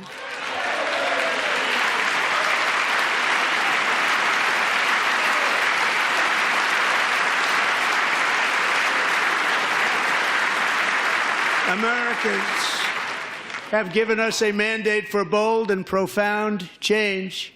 For nearly 100 years, the federal bureaucracy has grown until it has crushed our freedoms, ballooned our deficits, and held back America's potential in every possible way. The nation founded by pioneers and risk-takers now drowns under millions and millions of pages of regulations and debt. Approvals that should take 10 days to get instead take 10 years, 15 years, and even 20 years before you're rejected. Meanwhile, we have hundreds of thousands of federal workers who have not been showing up to work.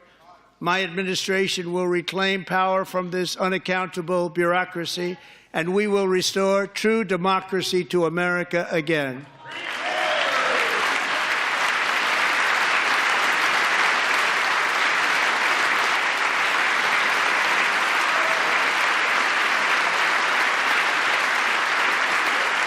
And any federal bureaucrat who resists this change will be removed from office immediately.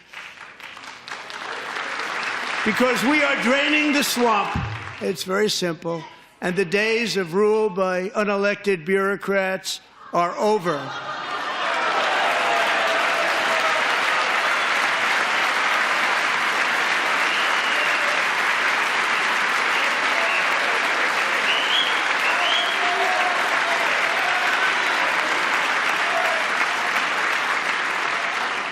And the next phase of our plan to deliver the greatest economy in history is for this Congress to pass tax cuts for everybody. They're in there. They're waiting for you to vote. And I'm sure that the people on my right, I don't mean the Republican right, but my right here, I'm sure you're going to vote for those tax cuts, because otherwise I don't believe the people will ever vote you into office. So I'm doing you a big favor by telling you that. But I know this group is going to be voting for the tax.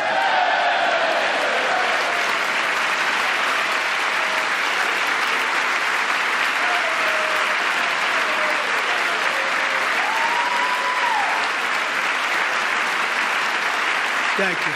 It's a very, very big part of our plan. We had tremendous success in our first term with it. A very big part of our plan. We're seeking permanent income tax cuts all across the board.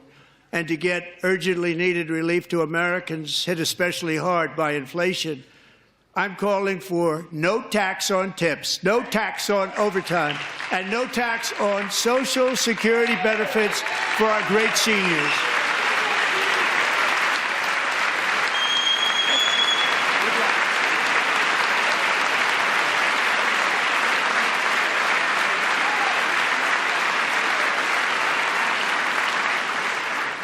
And I also want to make interest payments on car loans tax deductible, but only if the car is made in America.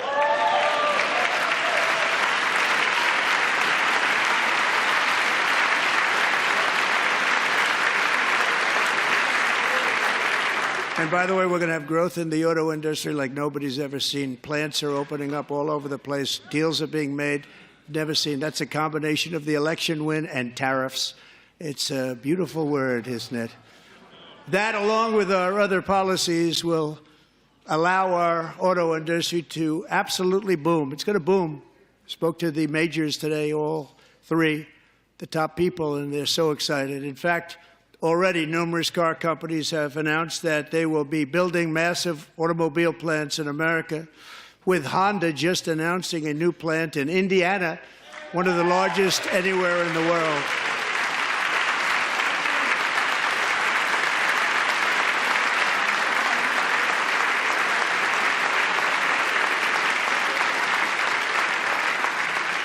And this has taken place since our great victory on November 5th, a date which will hopefully go down as one of the most important in the history of our country.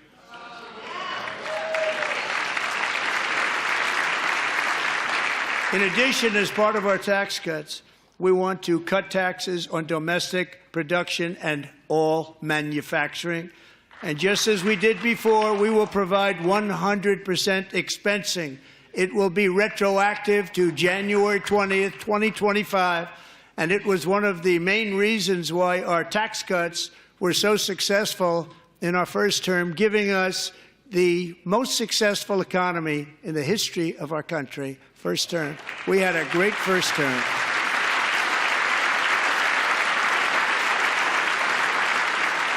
If you don't make your product in America, however, under the Trump administration, you will pay a tariff, and in some cases, a rather large one. Other countries have used tariffs against us for decades, and now it's our turn to start using them against those other countries. On average, the European Union, China, Brazil, India, Mexico, and Canada, have you heard of them? And countless other nations charge us tremendously higher tariffs than we charge them.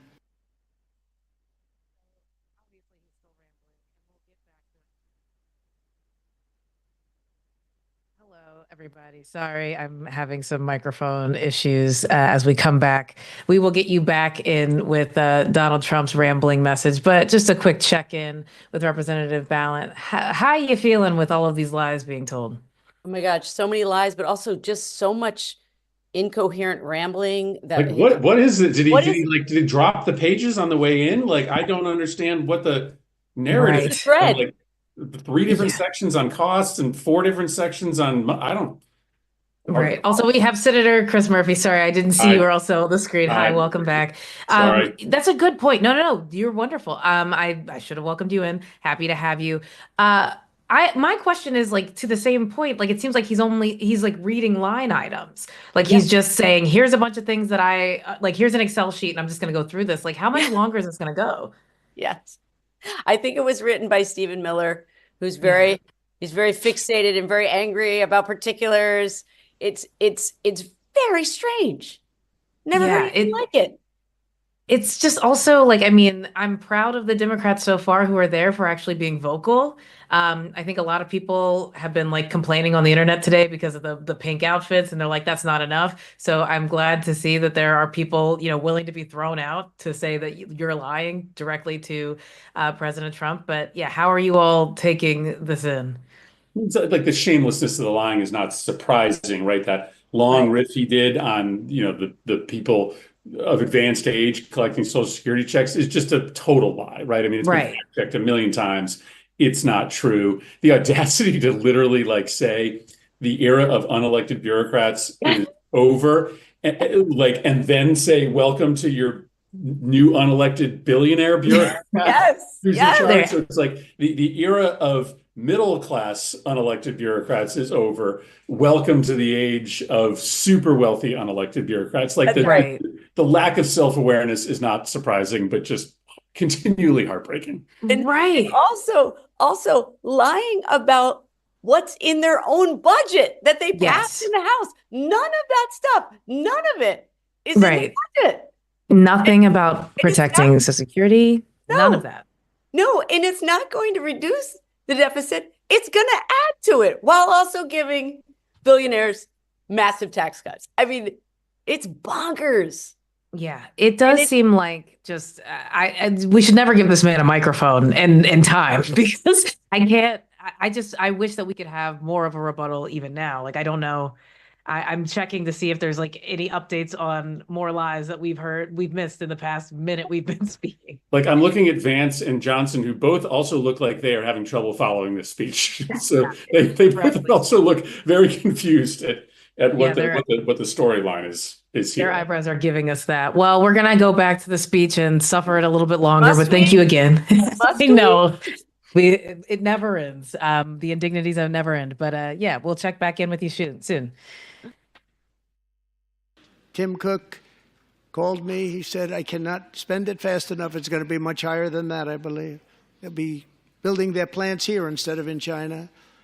And just yesterday, Taiwan Semiconductor, the biggest in the world, most powerful in the world, has a tremendous amount, 97% of the market, announced a $165 billion investment to build the most powerful chips on earth right here in the USA.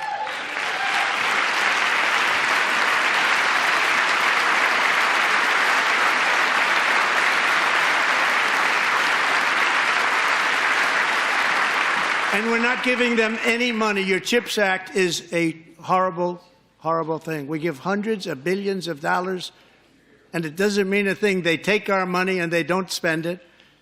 All that meant to them, we're giving them no money. All that was important to them was they didn't want to pay the tariffs, so they came and they're building, and many other companies are coming. We don't have to give them money. We just want to protect our businesses and our people. And they will come because they won't have to pay tariffs if they build in America. So it's very amazing. You should get rid of the CHIP Act, and whatever's left over, Mr. Speaker, you should use it to reduce debt or any other reason you want to.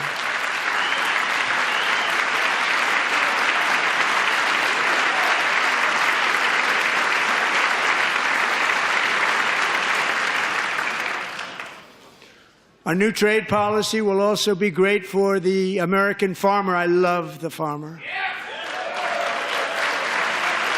Who will now be selling into our home market, the USA, because nobody is going to be able to compete with you. Because there's goods that come in from other countries and companies. They're really in a bad position in so many different ways. They're uninspected. They may be very dirty and disgusting, and they come in and they pour in, and they hurt our American farmers. The tariffs will go on agricultural product coming into America, and our farmers, starting on April 2nd, it may be a little bit of an adjustment period. We had that before when I made the deal with China, $50 billion of purchases, and I said, just bear with me, and they did. They did. Probably have to bear with me again, and this will be even better. That was great. The problem with it was that Biden didn't enforce it. He didn't enforce it. $50 billion of purchases, and we were doing great, but Biden did not enforce it, and it hurt our farmers. But our farmers are going to have a field day right now. So to our farmers, have a lot of fun. I love you too. I love you too. It's all going to happen.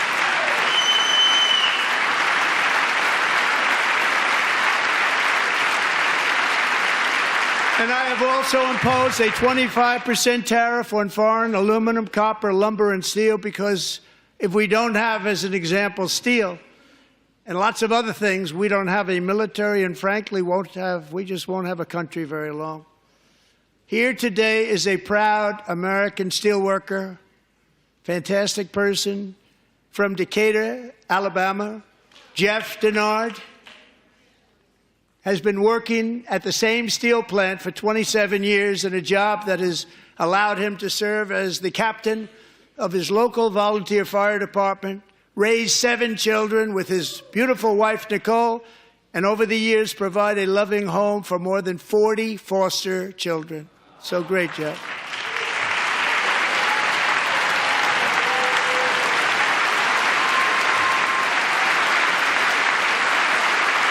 Thank you, Jeff. Thank you, Jeff.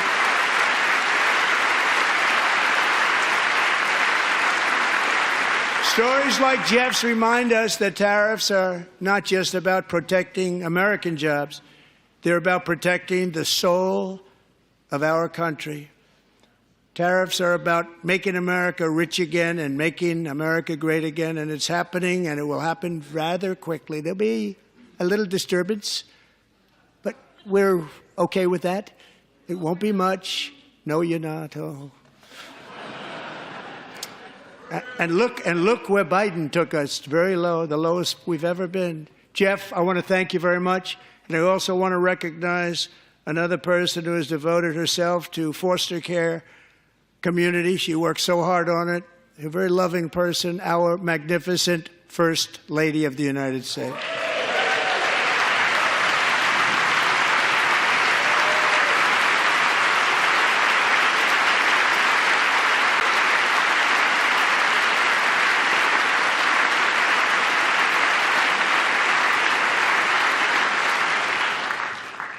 Melania's work has yielded incredible results, helping prepare our nation's future leaders as they enter the workforce.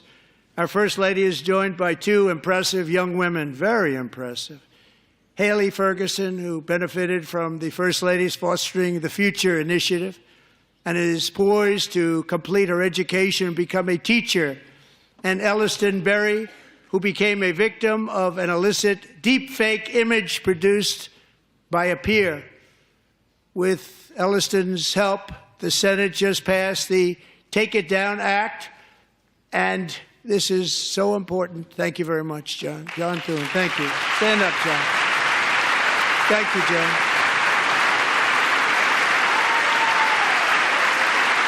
Thank you all very much.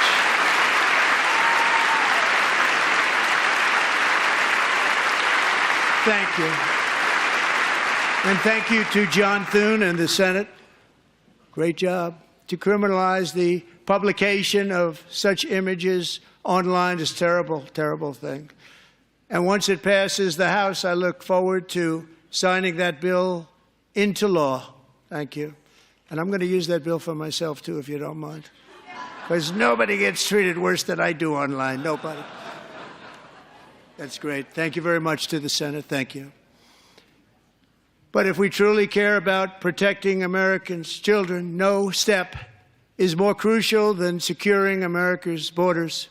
Over the past 4 years, 21 million people poured into the United States. Many of them were murderers, human traffickers, gang members, and other criminals from the streets of dangerous cities all throughout the world. Because of Joe Biden's insane and very dangerous open border policies, they are now strongly embedded in our country, but we are getting them out and getting them out fast.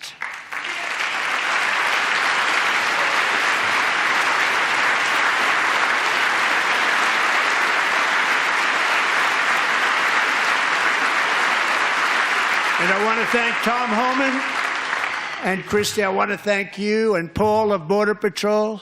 I want to thank you. What a job they've all done. Everybody, Border Patrol, ICE, law enforcement in general is incredible. We have to take care of our law enforcement.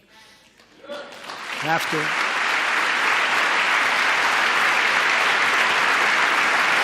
Last year,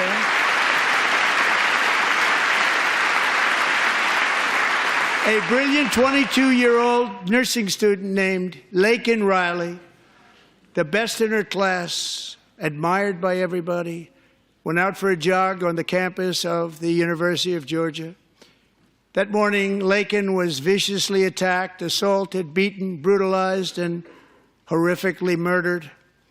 Laken was stolen from us by a savage illegal alien gang member who was arrested while trespassing across Biden's open southern border and then set loose into the United States under the heartless policies of that failed administration. It was indeed a failed administration. He had then been arrested and released in a Democrat-run sanctuary city, a disaster, before ending the life of this beautiful young angel.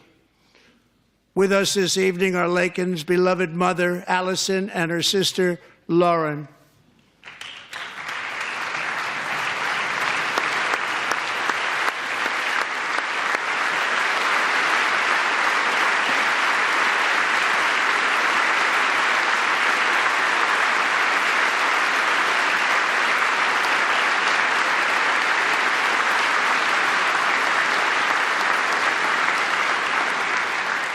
Last year, I told Laken's grieving parents that we would ensure their daughter would not have died in vain. That's why the very first bill I signed into law as your 47th president mandates the detention of all dangerous criminal aliens who threaten public safety. It's a very strong, powerful act.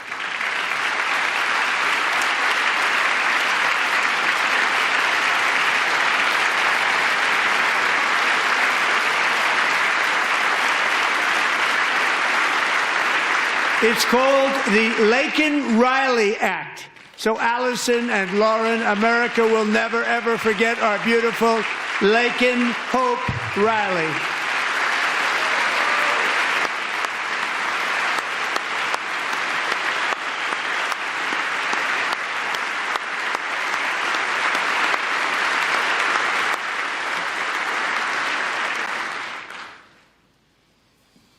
Thank you very much. Since taking office, my administration has launched the most sweeping border and immigration crackdown in American history, and we quickly achieved the lowest numbers of illegal border crossers ever recorded. Thank you.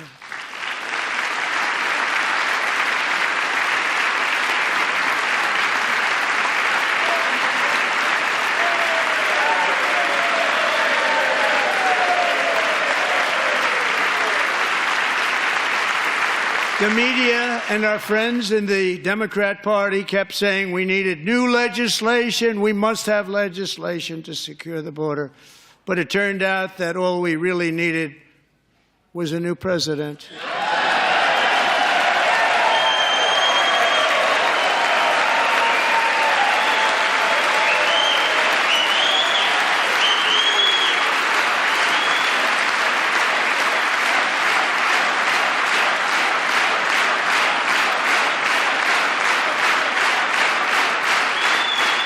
Thank you. Joe Biden didn't just open our borders, he flew illegal aliens over them to overwhelm our schools, hospitals, and communities throughout the country. Entire towns like Aurora, Colorado, and Springfield, Ohio, buckled under the weight of the migrant occupation and corruption like nobody's ever seen before. Beautiful towns destroyed. Now, just as I promised in my inaugural address, we are achieving the great liberation of America.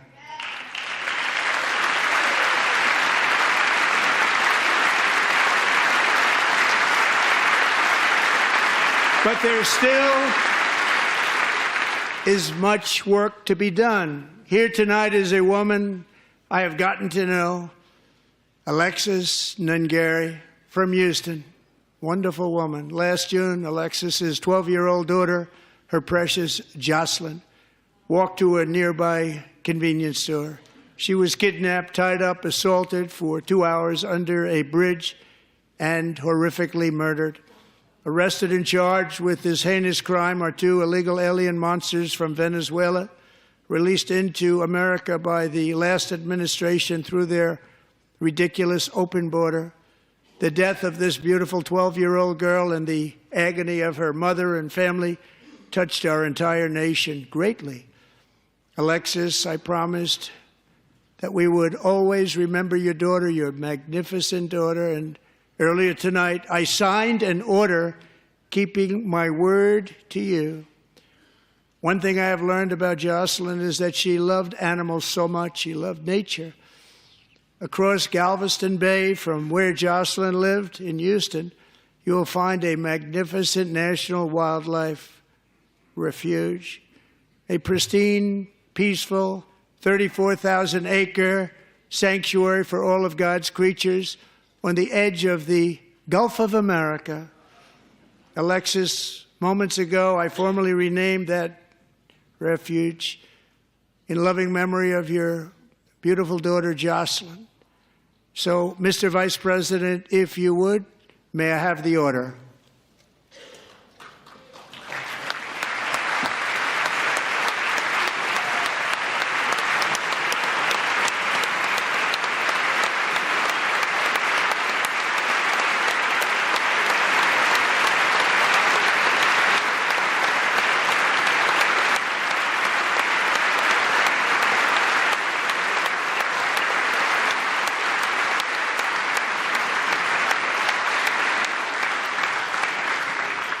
Thank you very much. All three savages charged with Jocelyn and Lakin's murders were members of the Venezuelan prison gang, the toughest gang, they say, in the world, known as Tren de Aragua. 2 weeks ago, I officially designated this gang, along with MS-13 and the bloodthirsty Mexican drug cartels, as foreign terrorist organizations.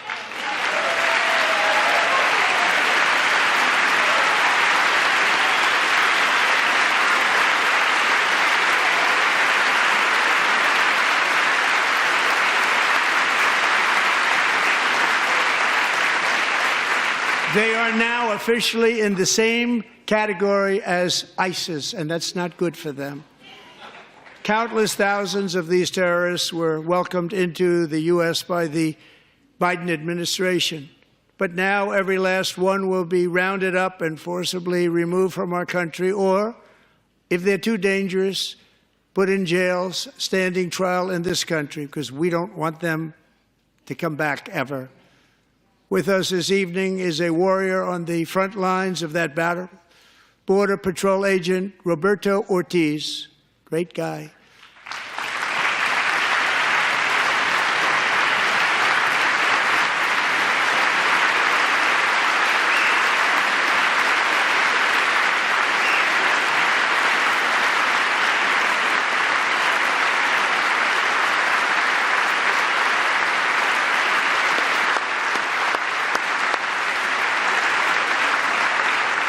In January, Roberto and another agent were patrolling by the Rio Grande near an area known as Cartel Island. Doesn't sound too nice to me.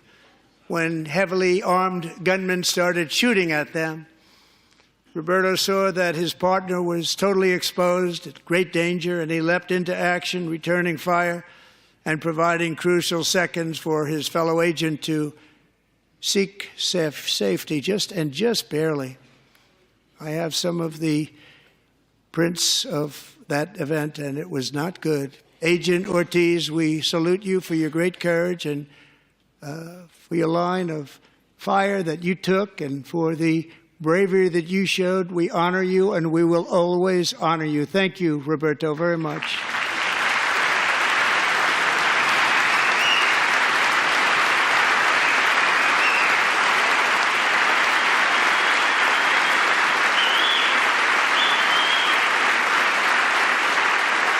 Thank you, Roberto. And I actually got to know him on my many calls to the border. He's a great gentleman. The territory to the immediate south of our border is now dominated entirely by criminal cartels that murder, rape, torture, and exercise total control.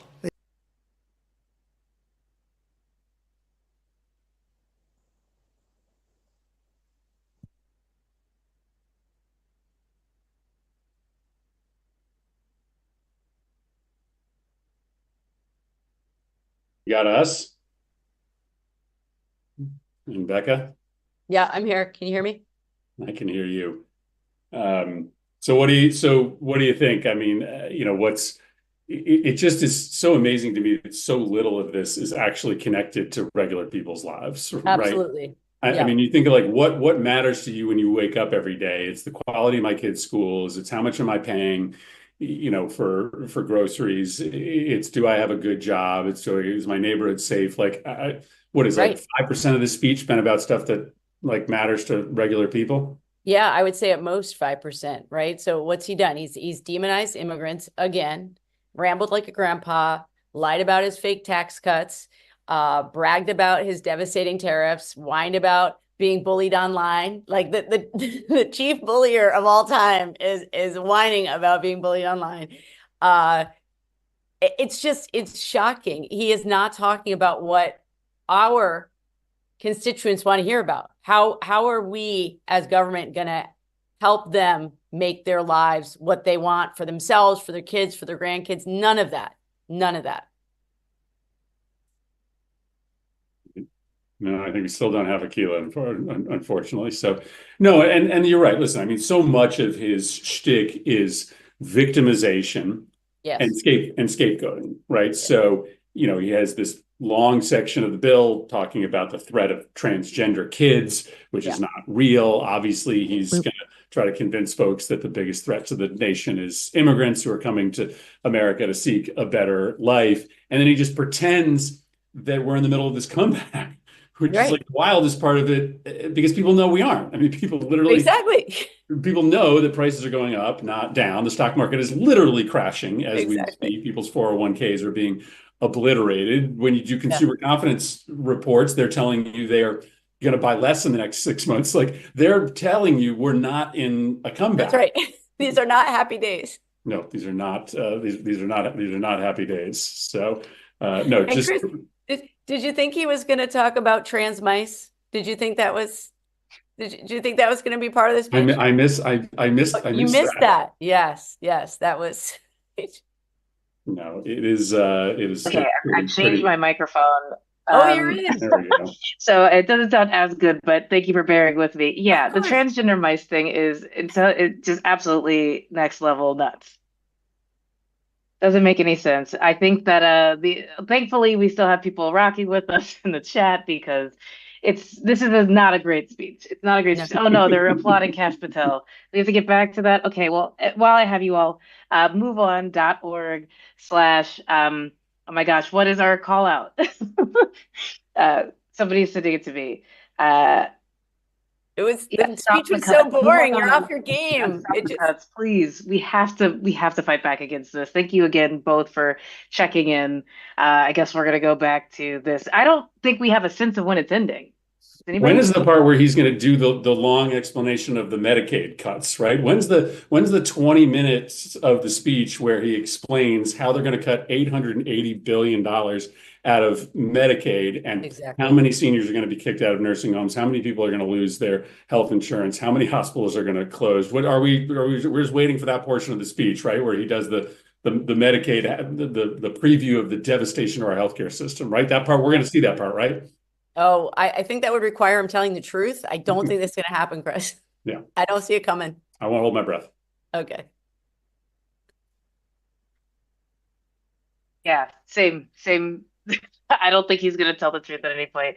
All right, well, I will come back to you all shortly. But yeah, thank you again for suffering this. I cannot believe how long this is going. And he's saying nothing. My daily life has not been positively improved by any announcement in this speech. Doug in the seat next to him had 14 prior arrests and went by the name of Killer. He was Killer. He killed other people, they say, a lot of them. I attended Officer Diller's service, and when I met his wife and one-year-old son, Ryan, it was very inspirational, actually. His widow's name is Stephanie, and she is here tonight. Stephanie, thank you very much, Stephanie. Thank you very much.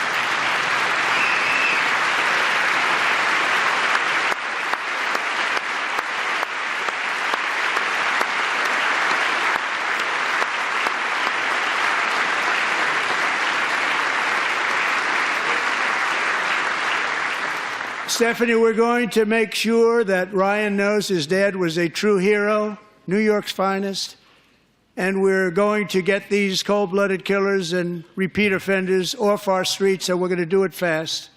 Got to stop it. They get out with 28 arrests. They push people into subway trains. They hit people over the head, back of the head with baseball bats. We got to get them out of here. I've already signed an executive order requiring a mandatory death penalty for anyone who murders a police officer. And tonight I'm asking Congress to pass that policy into permanent law.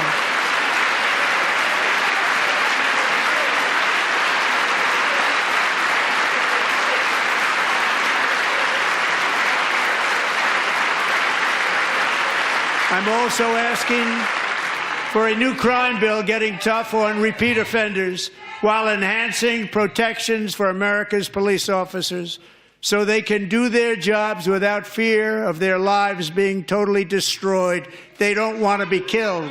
We're not going to let them be killed. Joining us in the gallery tonight is a young man who truly loves our police. His name is DJ Daniel. He is 13 years old, and he has always dreamed of becoming a police officer.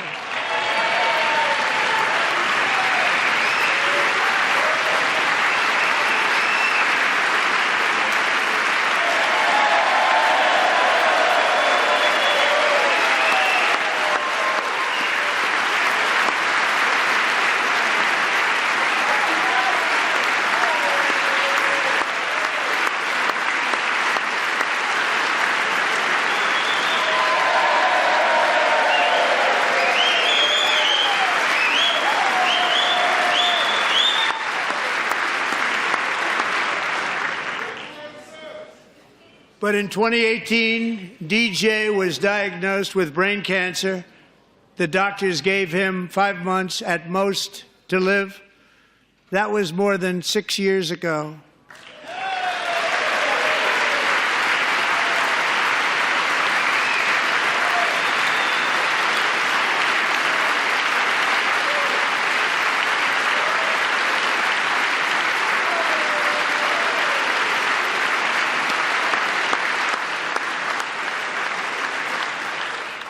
Since that time, DJ and his dad have been on a quest to make his dream come true, and DJ has been sworn in as an honorary law enforcement officer, actually a number of times. The police love him, the police departments love him.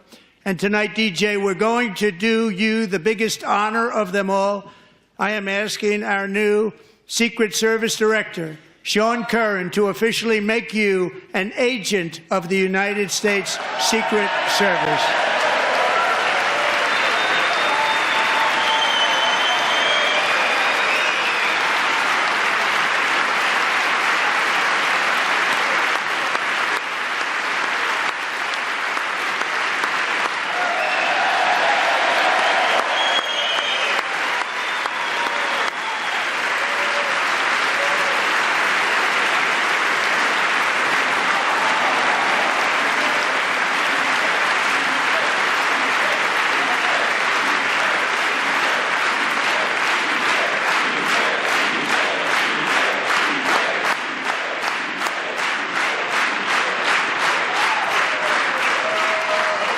Thank you, DJ.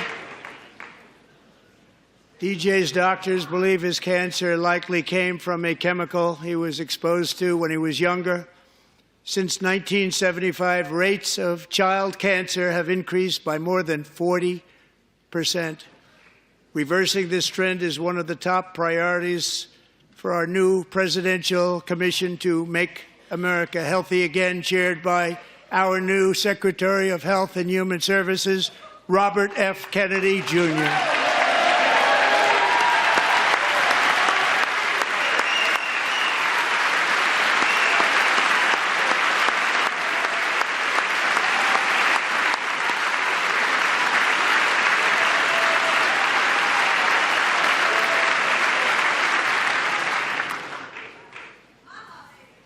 With the name Kennedy, you would have thought everybody over here would have been cheering.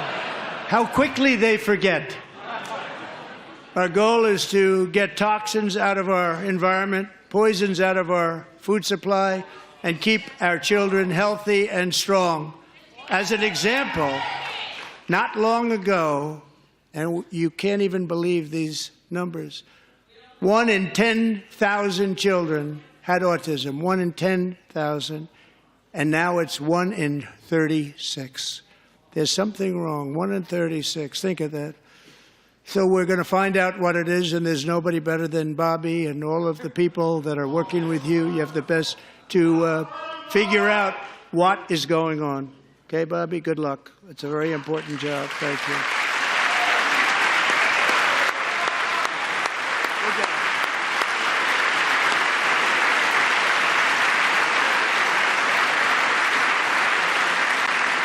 Thank you. My administration is also working to protect our children from toxic ideologies in our schools. A few years ago, January, Littlejohn and her husband discovered that their daughter's school had secretly, socially transitioned their 13-year-old little girl. Teachers and administrators conspired to deceive January and her husband. while encouraging her daughter to use a new name and pronouns. They, them pronoun, actually. All without telling January, who is here tonight and is now a courageous advocate against this form of child abuse. January, thank you. Thank you. Thank you very much.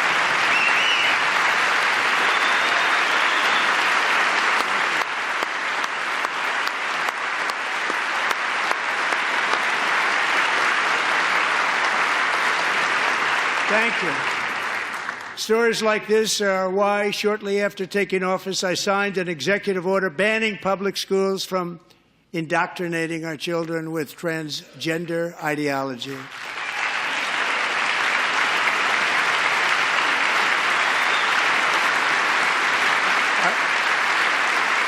I also signed an order to cut off all taxpayer funding to any institution that engages in the sexual mutilation of our youth.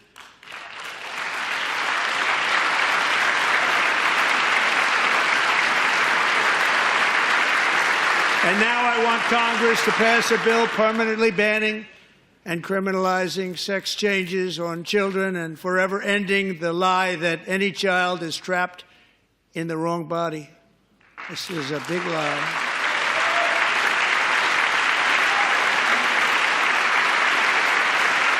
And our message to every child in America is that you are perfect exactly the way God made you.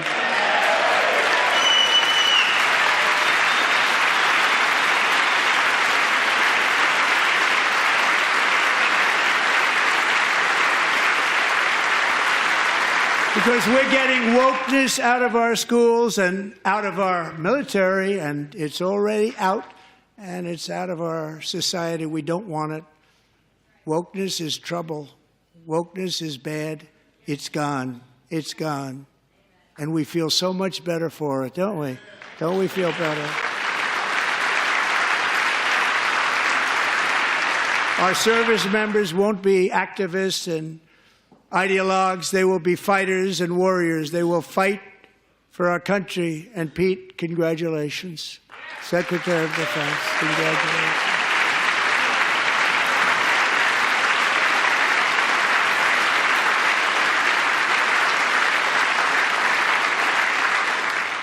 And he's not big into the woke movement, I can tell you. I know him well. I am pleased to report that in January, the U.S. Army had its single best recruiting month in 15 years, and that all armed services are having among the best recruiting results ever in the history of our services. What a difference.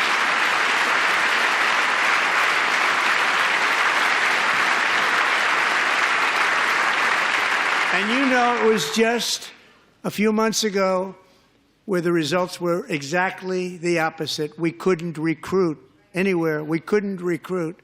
Now we're having the best results just about that we've ever had. What a tremendous turnaround. It's really a beautiful thing to see.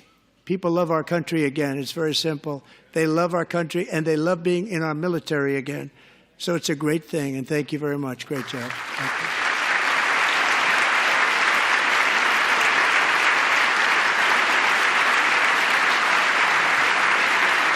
We're joined tonight by a young man, Jason Hartley, who knows the weight of that call of duty. Jason's father, grandfather, and great-grandfather all wore the uniform. Jason tragically lost his dad, who was also a Los Angeles County Sheriff's deputy when he was just a boy, and now he wants to carry on the family legacy of service.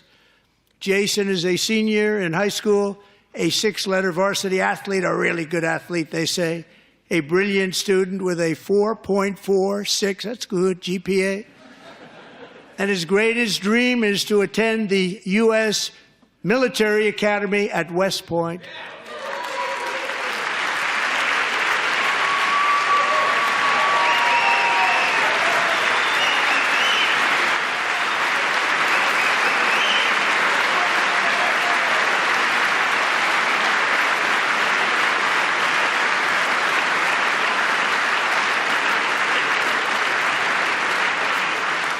And Jason, that's a very big deal getting in. That's a hard one to get into. But I'm pleased to inform you that your application has been accepted. You will soon be joining the Corps of Cadets.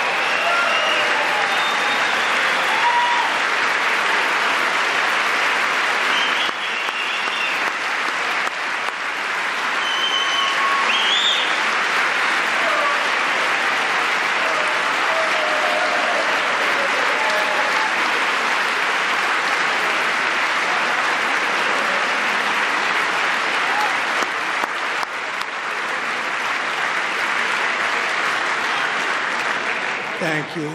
Jason, you're going to be on the long gray line, Jason. As Commander-in-Chief, my focus is on building the most powerful military of the future. As a first step, I'm asking Congress to fund a state-of-the-art Golden Dome missile defense shield to protect our homeland, all made in the USA.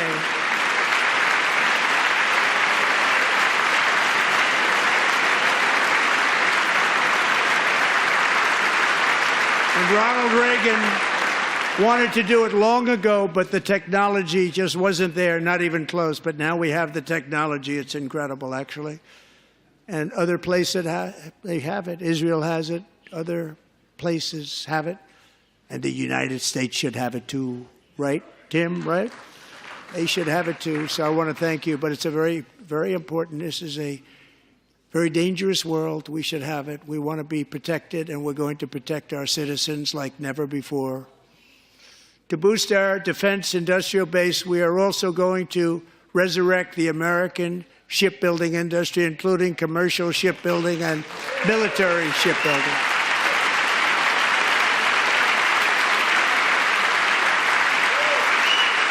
And for that purpose, I am announcing tonight that we will create a new Office of Shipbuilding in the White House and offer special tax incentives to bring this industry home to America where it belongs. We used to make so many ships. We don't make them anymore very much, but we're going to make them very fast, very soon. It will have a huge impact. To further enhance our national security, my administration will be reclaiming the Panama Canal, and we've already started doing it.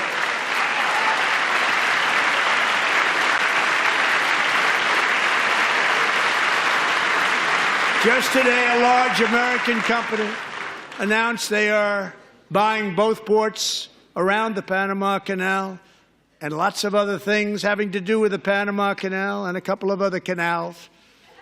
The Panama Canal was built by Americans for Americans, not for others, but others could use it.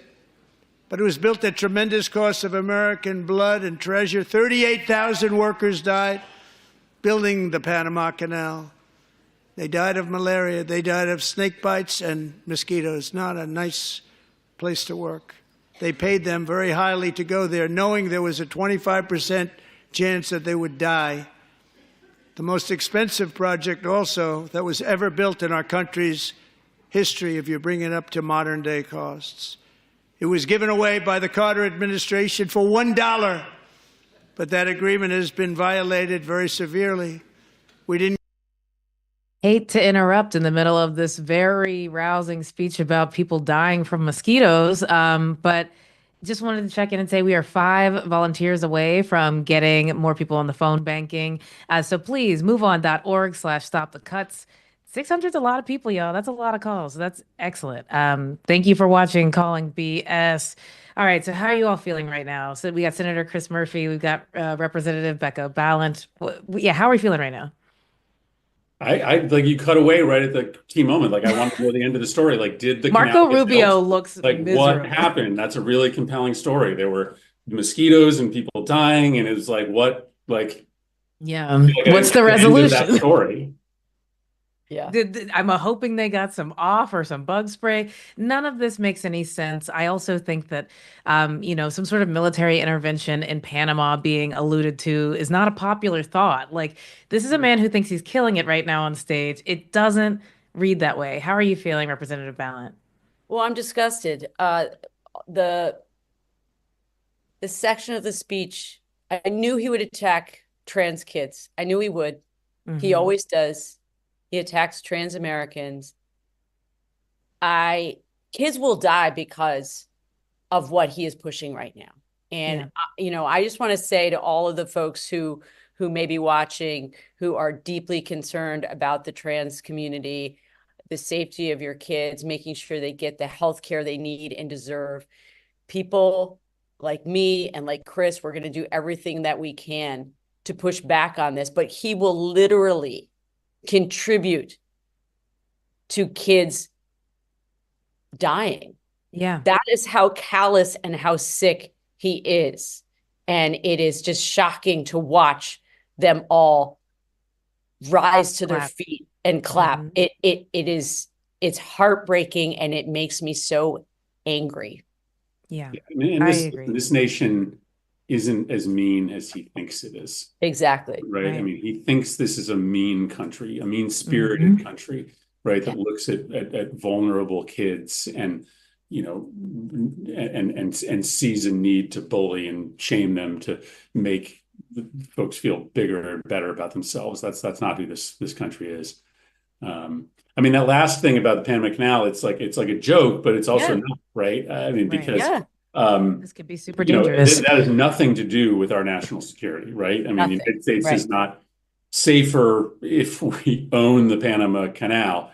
Right. But what he's papering over is the destruction of our security that is happening as we speak, as he hands Ukraine to Russia, as he rolls up smart power, as he stands down all these programs that try to stop young people from joining terrorist groups and try to blunt Iranian and Chinese influence. That's what USAID does. And so, he gets everybody whooped up about invading Panama, which is just a distraction from all of the ways in which our power is disintegrating around the world.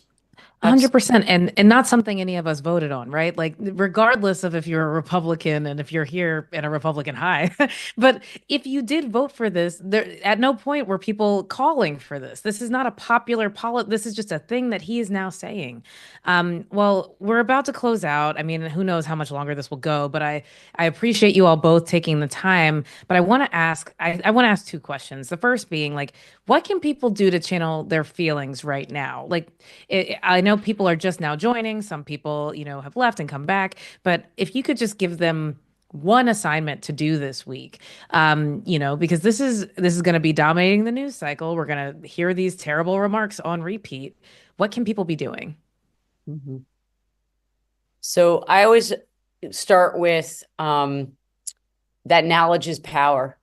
That when we educate ourselves, when we know what's really happening, we can use that as a force for good. And before I was in elected office, I was a teacher. I taught history and social studies and civics. And it's really important that people understand that the more that they understand an issue, the more that they can more successfully advocate and put pressure on elected officials. And so pick that one thing that really lights you up, that one issue that you're really committed to. Find out everything that you can about it and get involved in organizations that are working on this issue. We're gonna need all of us. It's gonna take all of us. Absolutely. Senator Murphy, your thoughts? No, I listen, that's right. I mean, ultimately, what he's talking about is not popular. The destruction of Medicaid, the bullying of transgender kids, billionaire tax cuts. Everybody has the ability over the course of the next week to, join up with one of these actions. The old-fashioned, volume raising still works. I mean, they were going to repeal the Affordable Care Act in 2017. That was their number one agenda item, and we stopped that because we raised our voice. So old-fashioned political action still works, and we may not be able to stop all of this horror, but we can stop more than you expect if we organize. Absolutely. All right. Well, thank you all so much. He's talking about Ukraine now, so I want to jump back to that. But I just want to thank you again for taking your time tonight, speaking with us, and really energizing us. We're ready to fight. All right. We're going to go back to the stream. You would say Pocahontas says yes.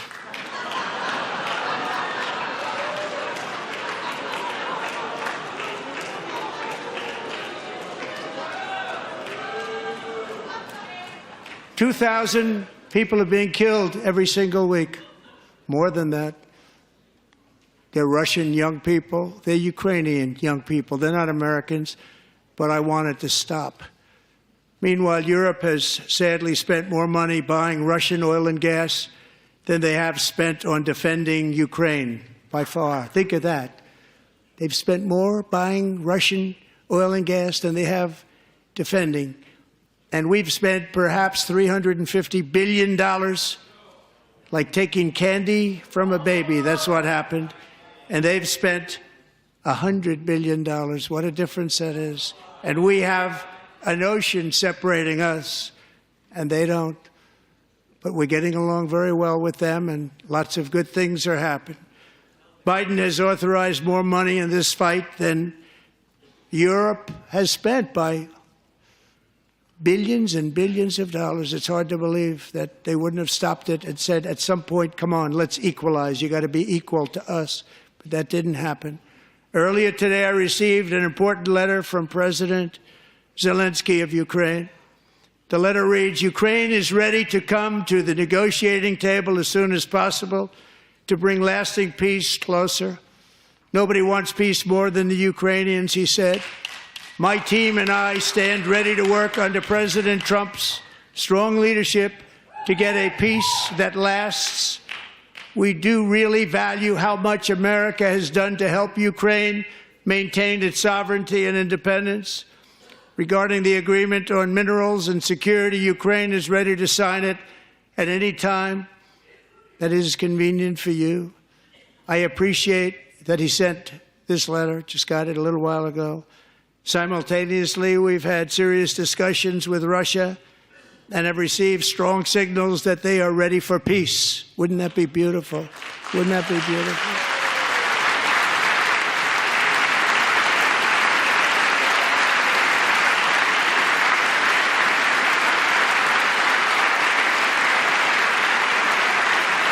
Wouldn't that be beautiful?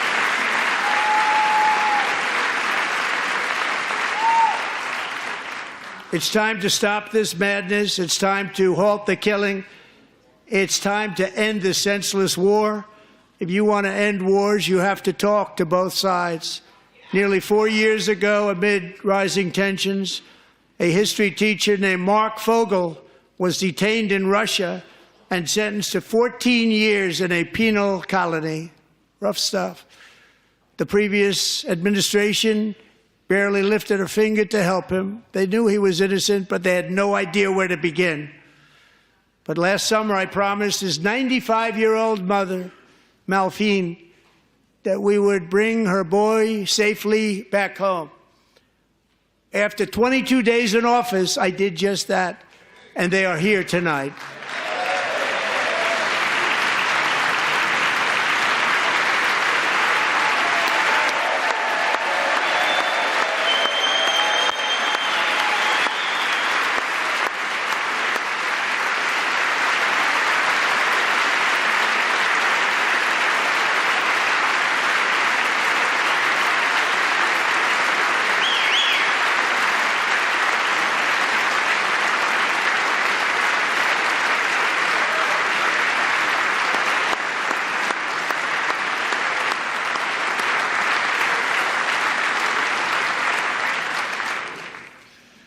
To Mark and his great mom, we are delighted to have you safe and sound and with us.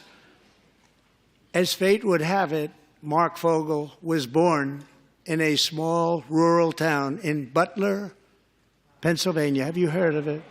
Where his mother has lived for the past 78 years. I just happened to go there last July 13th for a rally. That was not pleasant. And that is where I met his beautiful mom right before I walked onto that stage. And I told her I would not forget what she said about her son. And I never did I? Never forgot. Less than 10 minutes later, at that same rally, gunfire rang out, and a sick and deranged assassin unloaded 8 bullets from his sniper's perch into a crowd of many thousands of people. My life was saved by a fraction of an inch, but some were not so lucky. Corey Comparator was a firefighter, a veteran, a Christian, a husband, a devoted father, and above all, a protector. When the sound of gunshots pierced the air, it was a horrible sound. Corey knew instantly what it was and what to do.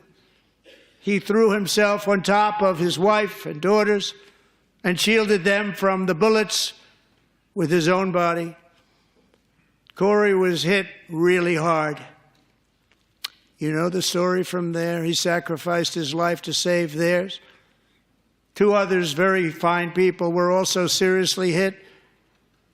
But thankfully, with the help of two great country doctors, we thought they were gone and they were saved. So those doctors had great talent. We're joined by Corey's wife, Helen, who was his high school sweetheart, and their two beloved daughters, Allison and Kaylee. Thank you.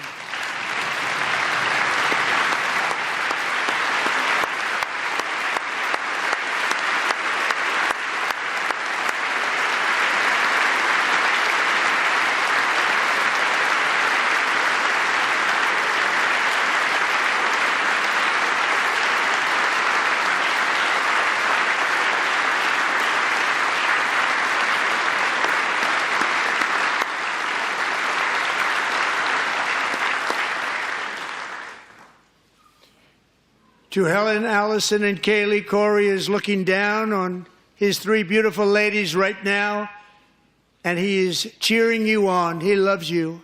He is cheering you on. Corey was taken from us much too soon, but his destiny was to leave us all with a shining example of the selfless devotion of a true American patriot. It was love like Corey's that built our country, and it's love like Corey's that is going to make our country more majestic than ever before. I believe that my life was saved that day in Butler for a very good reason. I was saved by God to make America great again. I believe that. Thank you. Thank you.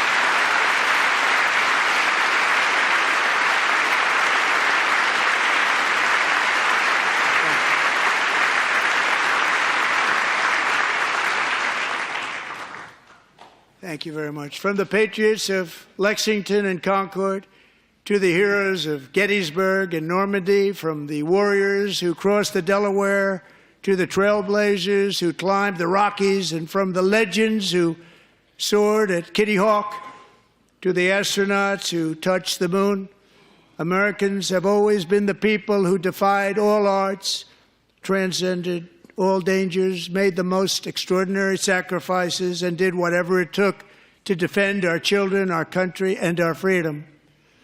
And as we have seen in this chamber tonight, that same strength, faith, love, and spirit is still alive and thriving in the hearts of the American people.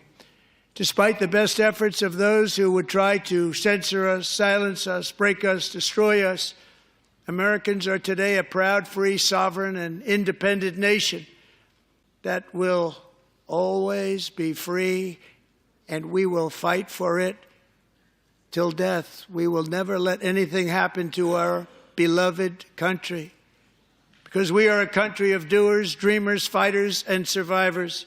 Our ancestors crossed a vast ocean, strode into the unknown wilderness, and carved their fortunes from the rock and soil of a perilous and very dangerous frontier. They chased our destiny across a boundless continent. They built the railroads, laid the highways, and graced the world with American marvels like the Empire State Building, the mighty Hoover Dam, and the towering Golden Gate Bridge. They lit the world with electricity, broke free of the force of gravity, fired up the engines of American industry, vanquished the communists, fascists, and Marxists all over the world, and gave us countless modern wonders sculptured out of iron, glass, and steel. We stand on the shoulders of these pioneers who won and built the modern age, these workers who poured their sweat into the skylines of our cities, These warriors who shed their blood on fields of battle and gave everything they had for our rights and for our freedom. Now it is our time to take up the righteous cause of American liberty. And it is our turn to take America's destiny into our own hands and begin the most thrilling days in the history of our country. This will be our greatest era. With God's help, over the next 4 years, we are going to lead this nation even higher, and we are going to forge the freest, most advanced, most dynamic, and most dominant civilization ever to exist on the face of this earth. We are going to create the highest quality of life, build the safest and wealthiest and healthiest and most vital communities anywhere in the world. We are going to conquer the vast frontiers of science, and we are going to lead humanity into space and plant the American flag on the planet Mars and even far beyond.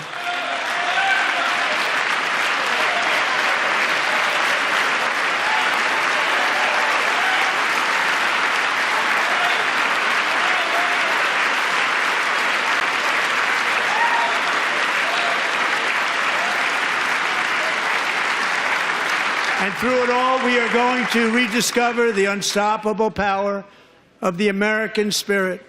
And we are going to renew unlimited promise of the American dream.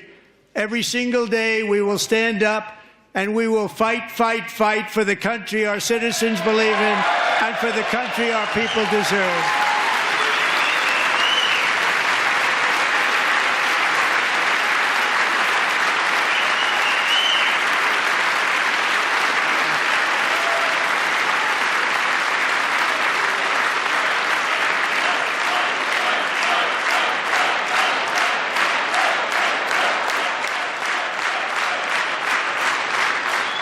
My fellow Americans, get ready for an incredible future, because the golden age of America has only just begun. It will be like nothing that has ever been seen before. Thank you, God bless you, and God bless America.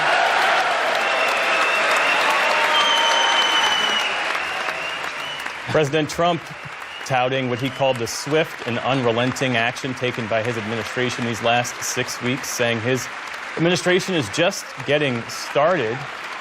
Let's go to our Lisa Desjardins, who is in the chamber. Woof. Okay. Well, thank you everyone for rocking with us all night. And truly, it's all night. That was the longest speech. It felt way too long. I want to thank all the lawmakers who took the time to come and say hey and give us a little bit of motivation to move forward after obviously hours of lies. I wanted to say, I said it in the chat, but a lot of Democratic lawmakers left, stood up and left. It wasn't showing on the feed, but the protest was apparently very visible to the people in the chamber. I want to thank MoveOn.org for throwing this incredible event. Counter programming is incredibly important, so I hope we get to do more of these in the future. And if you are watching still, remember MoveOn.org/stopthecuts. We're trying to phone bank later this week to get people aware of the cuts that are being threatened to Medicaid and Social Security. That is our money that they are going to be throwing away, and the cuts would be incredibly dire. I want to thank all of the cool people who are hanging out in the chat. We got, obviously, I can't name all of them. But thank you all for just telling the truth and telling it like it is, and being so candid. And yes, I appreciate you all for watching. Thank you so much. You're on the right side of history, and sorry you had to suffer that. But again, thank you for watching, Calling the BS. And I've been Akilah Hughes. I'll see you on the internet. Bye.